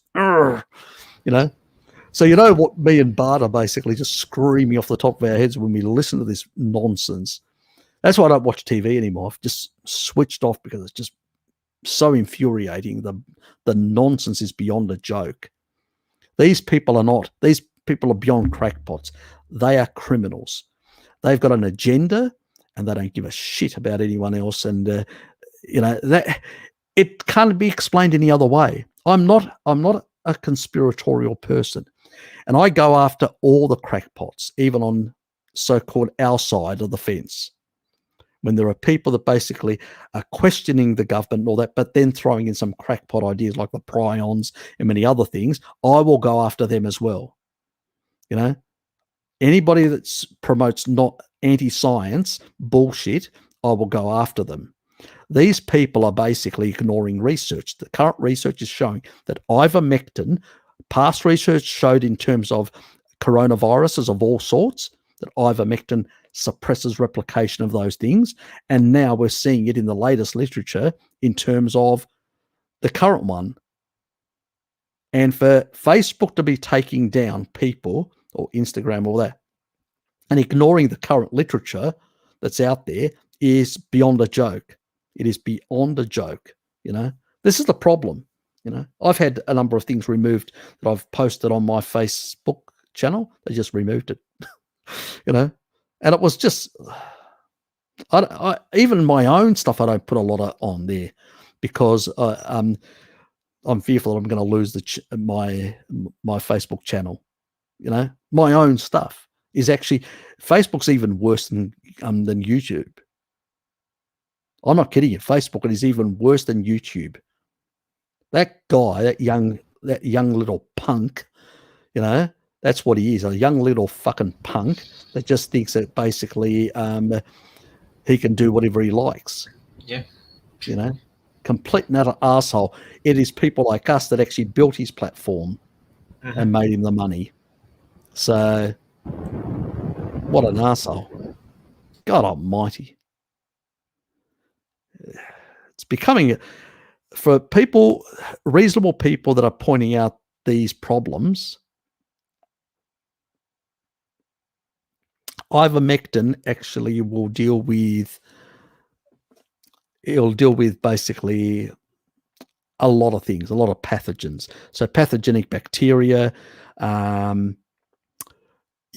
pathogenic yeast, like even candida, in a pathogenic state can lower it. It can also reduce certain types of other organisms as well. It can lower replication of certain viruses. So it has a lot of effects throughout. I don't recommend people take ivermectin when they are healthy. There's no need. Okay, you don't want to be suppressing replication machinery. You know, your ribosomes are there to basically replicate a whole lot of enzymes and a whole lot of things in your body. Okay, you do not want to be interfering with natural biological processes. But when you have an acute, not a chronic, an acute infection, which is like anything, you need to basically squash it out as fast as possible. Now, you can do it two ways. One way is to regulate the immune response better by using vitamin D, like an injectable vitamin D, to get your vitamin D levels up quickly if they're not there at a healthy level. And the other way to squash is to slow down replication. So it can actually slow down replication. I think it's up to 80% or something along those. So still some happens, but very little, giving enough time for your immune system to deal with it and clear it out. That's where the magic lies. So short-term intervention. You take 12 milligrams first day of symptoms, then the third day you take the same amount, and then the sixth day. And that's it. Done.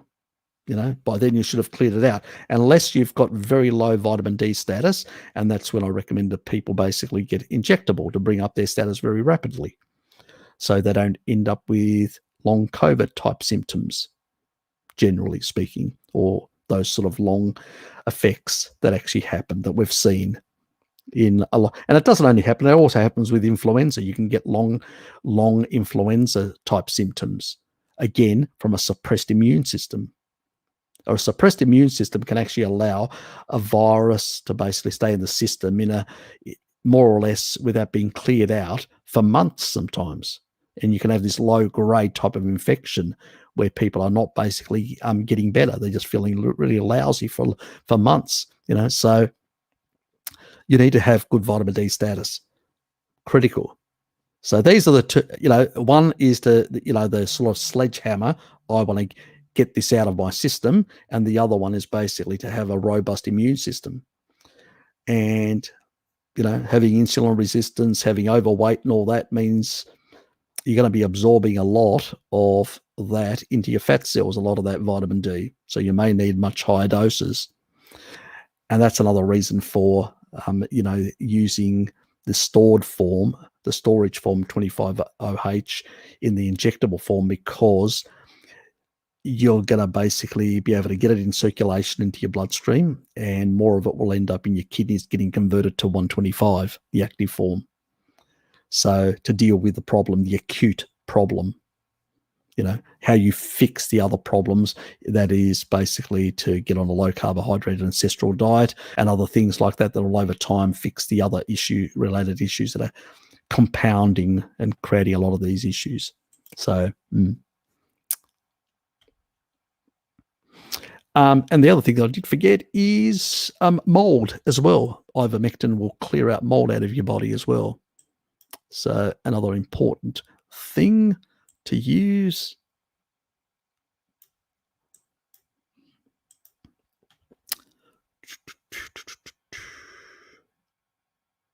Yep. That's why I don't like some of this sort of stuff, you know. Basically get the body to work better is the ultimate goal here, you know, with supplementals here and there.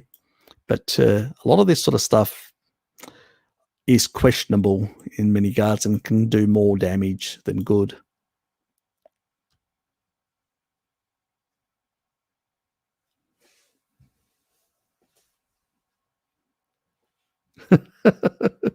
God, Sky server is such a mess. Oh God. It doesn't surprise me with blinkers. It doesn't surprise me at all. You know? Yep. Yes, he used to be my little troll on this channel, and now he's become Sky's little troll. Whereas I use the B word.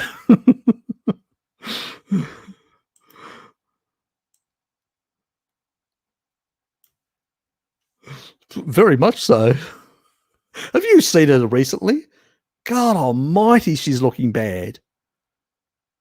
She's looking terrible. I don't know what's going. Like, I mean, this is a young child looking like an old granny, starting to look more and more like an old granny.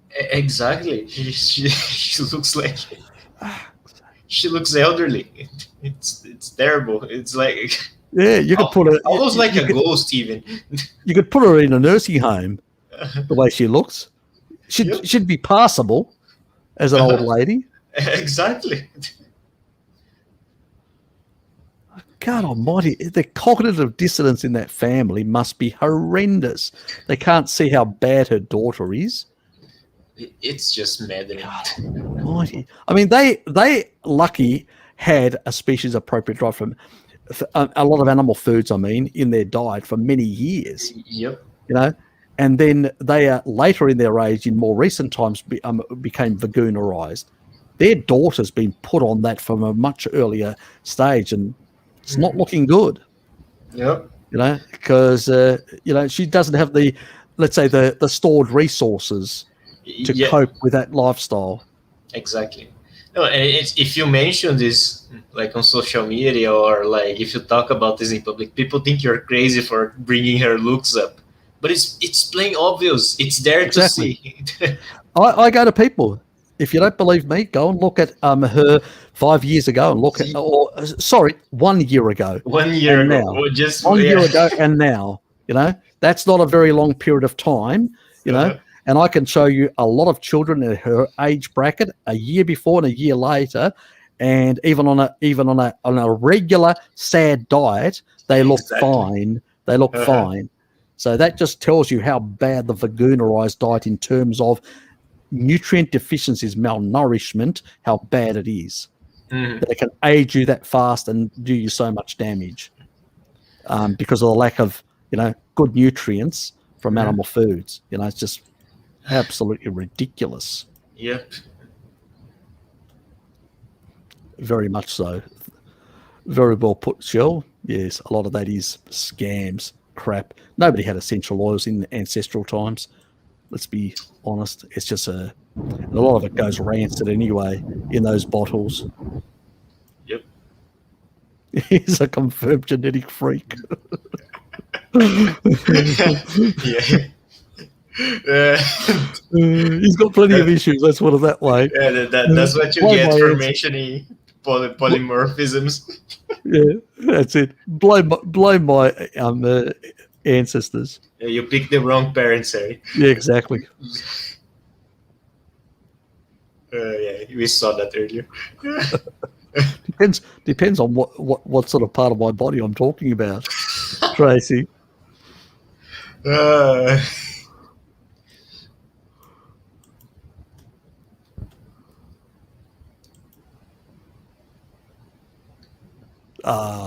Shell's always with the right answer.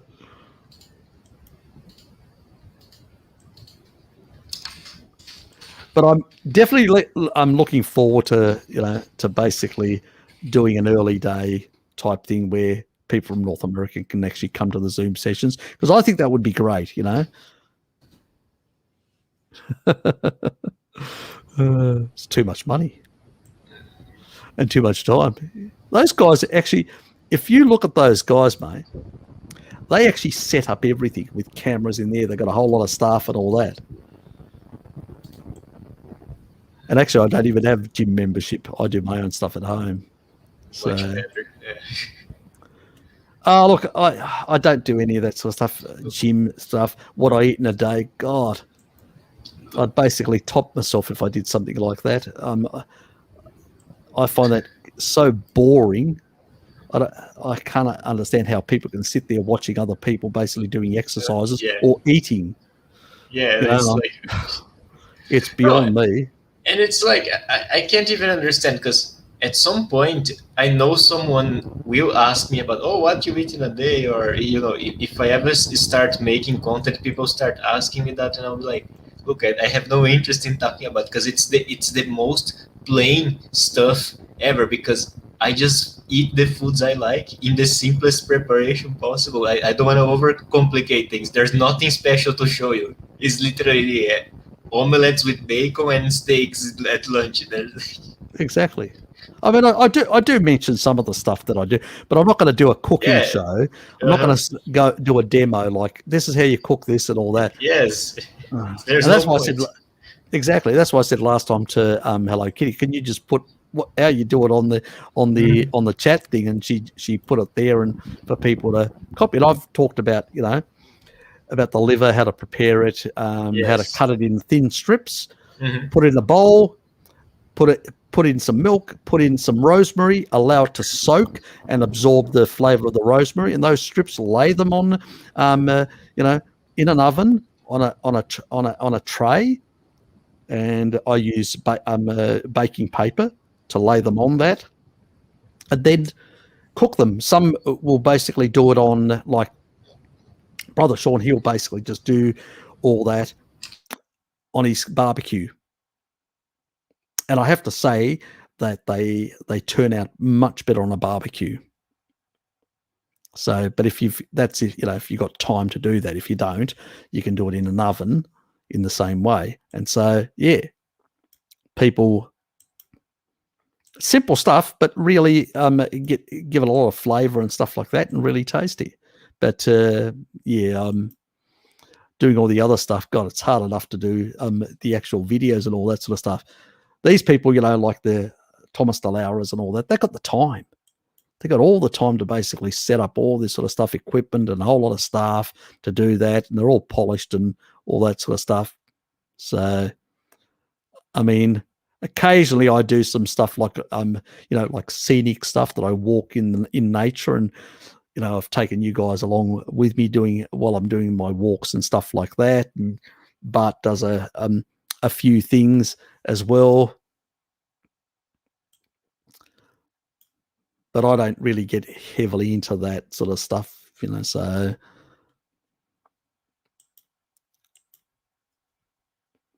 And the more you do that sort of stuff, people then have this expectation, and I'm not turning my channel into a cooking show or basically a bodybuilding show or whatever, That's not the purpose. The purpose here is to help people with their medical issues, health issues. They've got health issues, and basically provide them with some insights in what the best science says and what they can use to basically improve their health. And that's my focus. And I'll stick to that without abbreviating too much away from that fundamental core, because otherwise then you just dilute the whole message. Whole reason why people come to my live streams is to have their questions answered about a whole lot of things.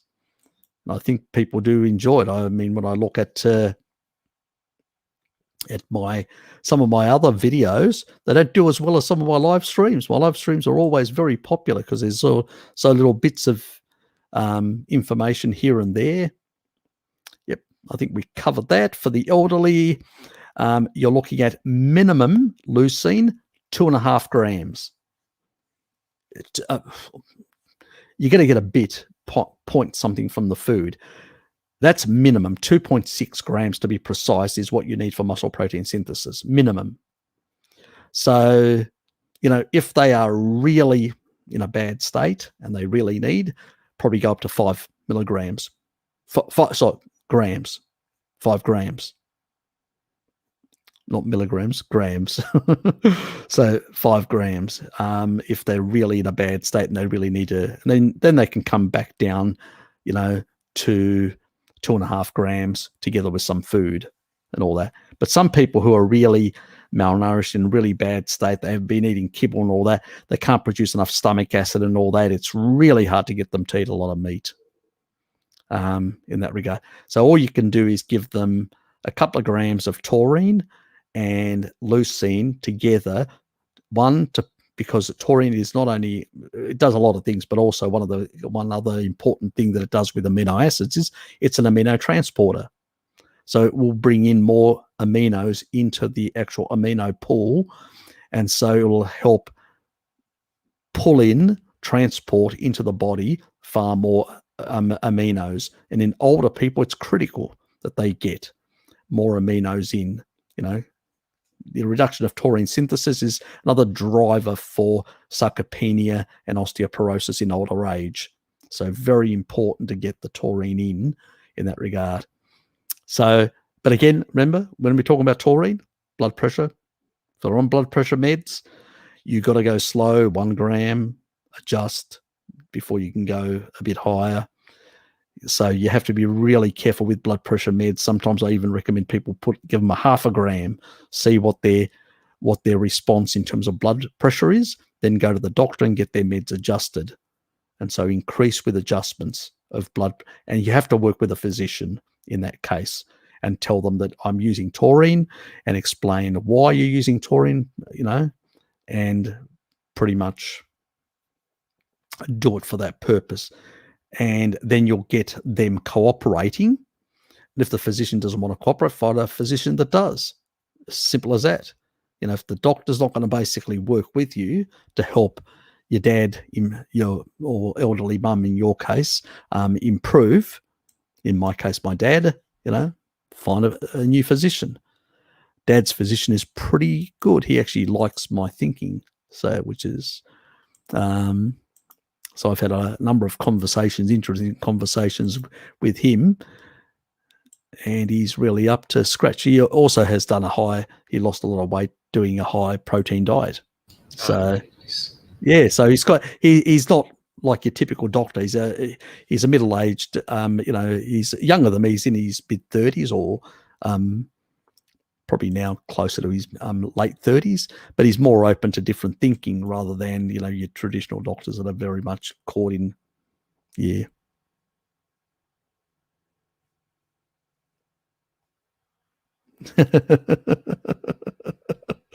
Well, there were quite a few Neanderthals on all those islands, plus all the way into the Middle East. There was all of that area and half of Central Asia, that was very much Neanderthal country. So we interacted with them very early, and we were, so.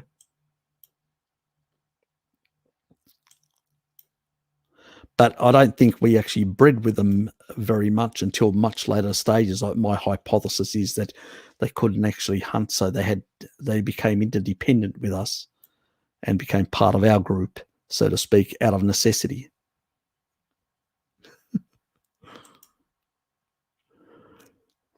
Oh, Harry, that's not right.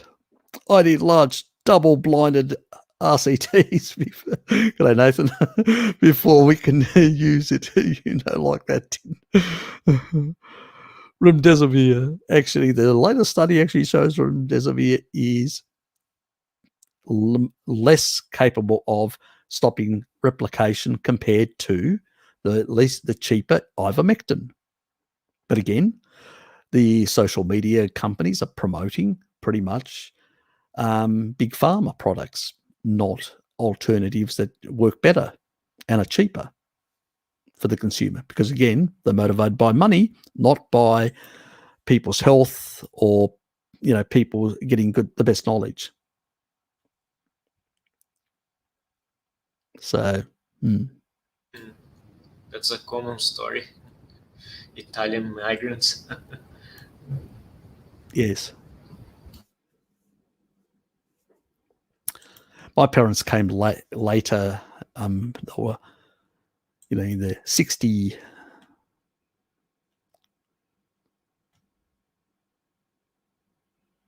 But there were some Greeks that actually left earlier. They did come earlier. So, yeah, in that regard. Anyway.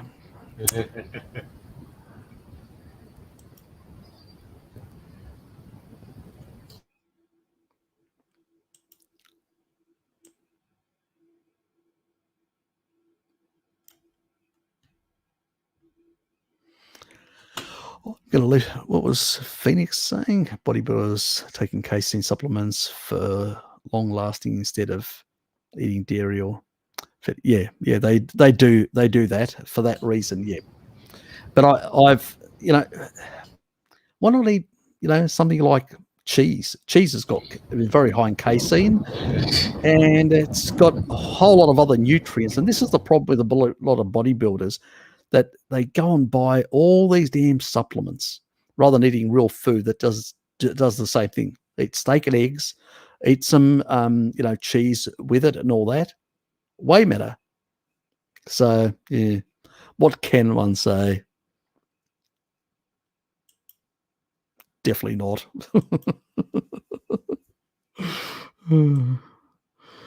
But, you know, that's the other thing, people not salting their food, people not consuming sufficient fat. It's all that. But sometimes there can be situations where people could have certain bile flow issues.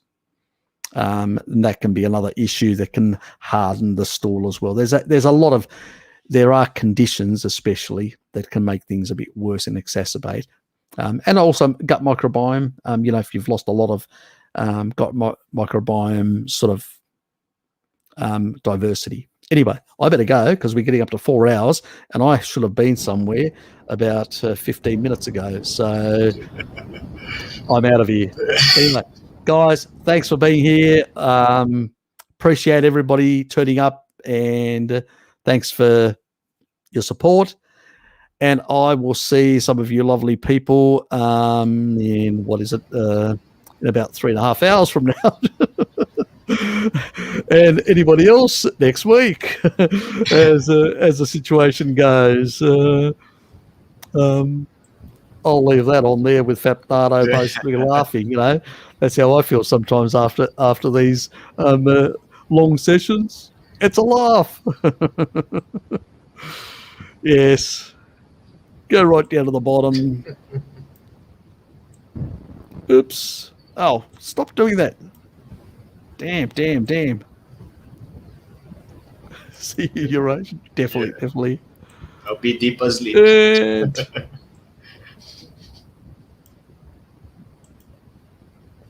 oops.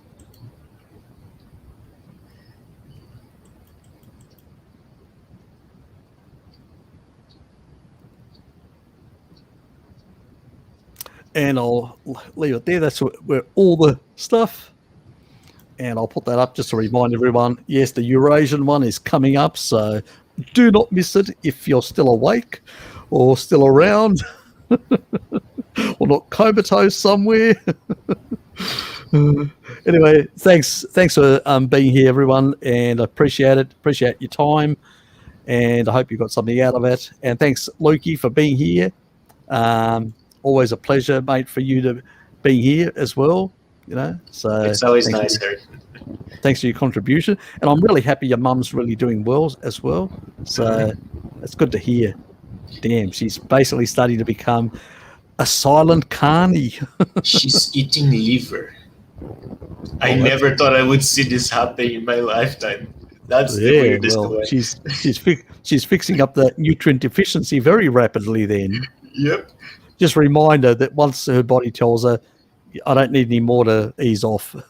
Yeah. You know, fix the deficiencies, but then ease off because we don't need as much. Even basically tribal people just cut small little slithers, hand out to each other as a multivitamin. They don't go crazy eating massive amounts. And we should take note of that sort of stuff. So use it as a multivitamin. But if you're like other people, like Terry Walls, she went heavy on the organ meats in the early days, again, to fix deficiencies. Because most people who come to a carnivore diet from a SAD diet, but in particular from veganerized type diets, are heavily deficient. They need to eat a lot of organ meats for a number of months to fix the deficiencies that they've got. Then they can ease off to a steak-only diet, or occasionally having a bit of organ meats here or there. Yep. But anyway, I better go. I'm late, as it is. See you all. Stay well, everyone. Definitely.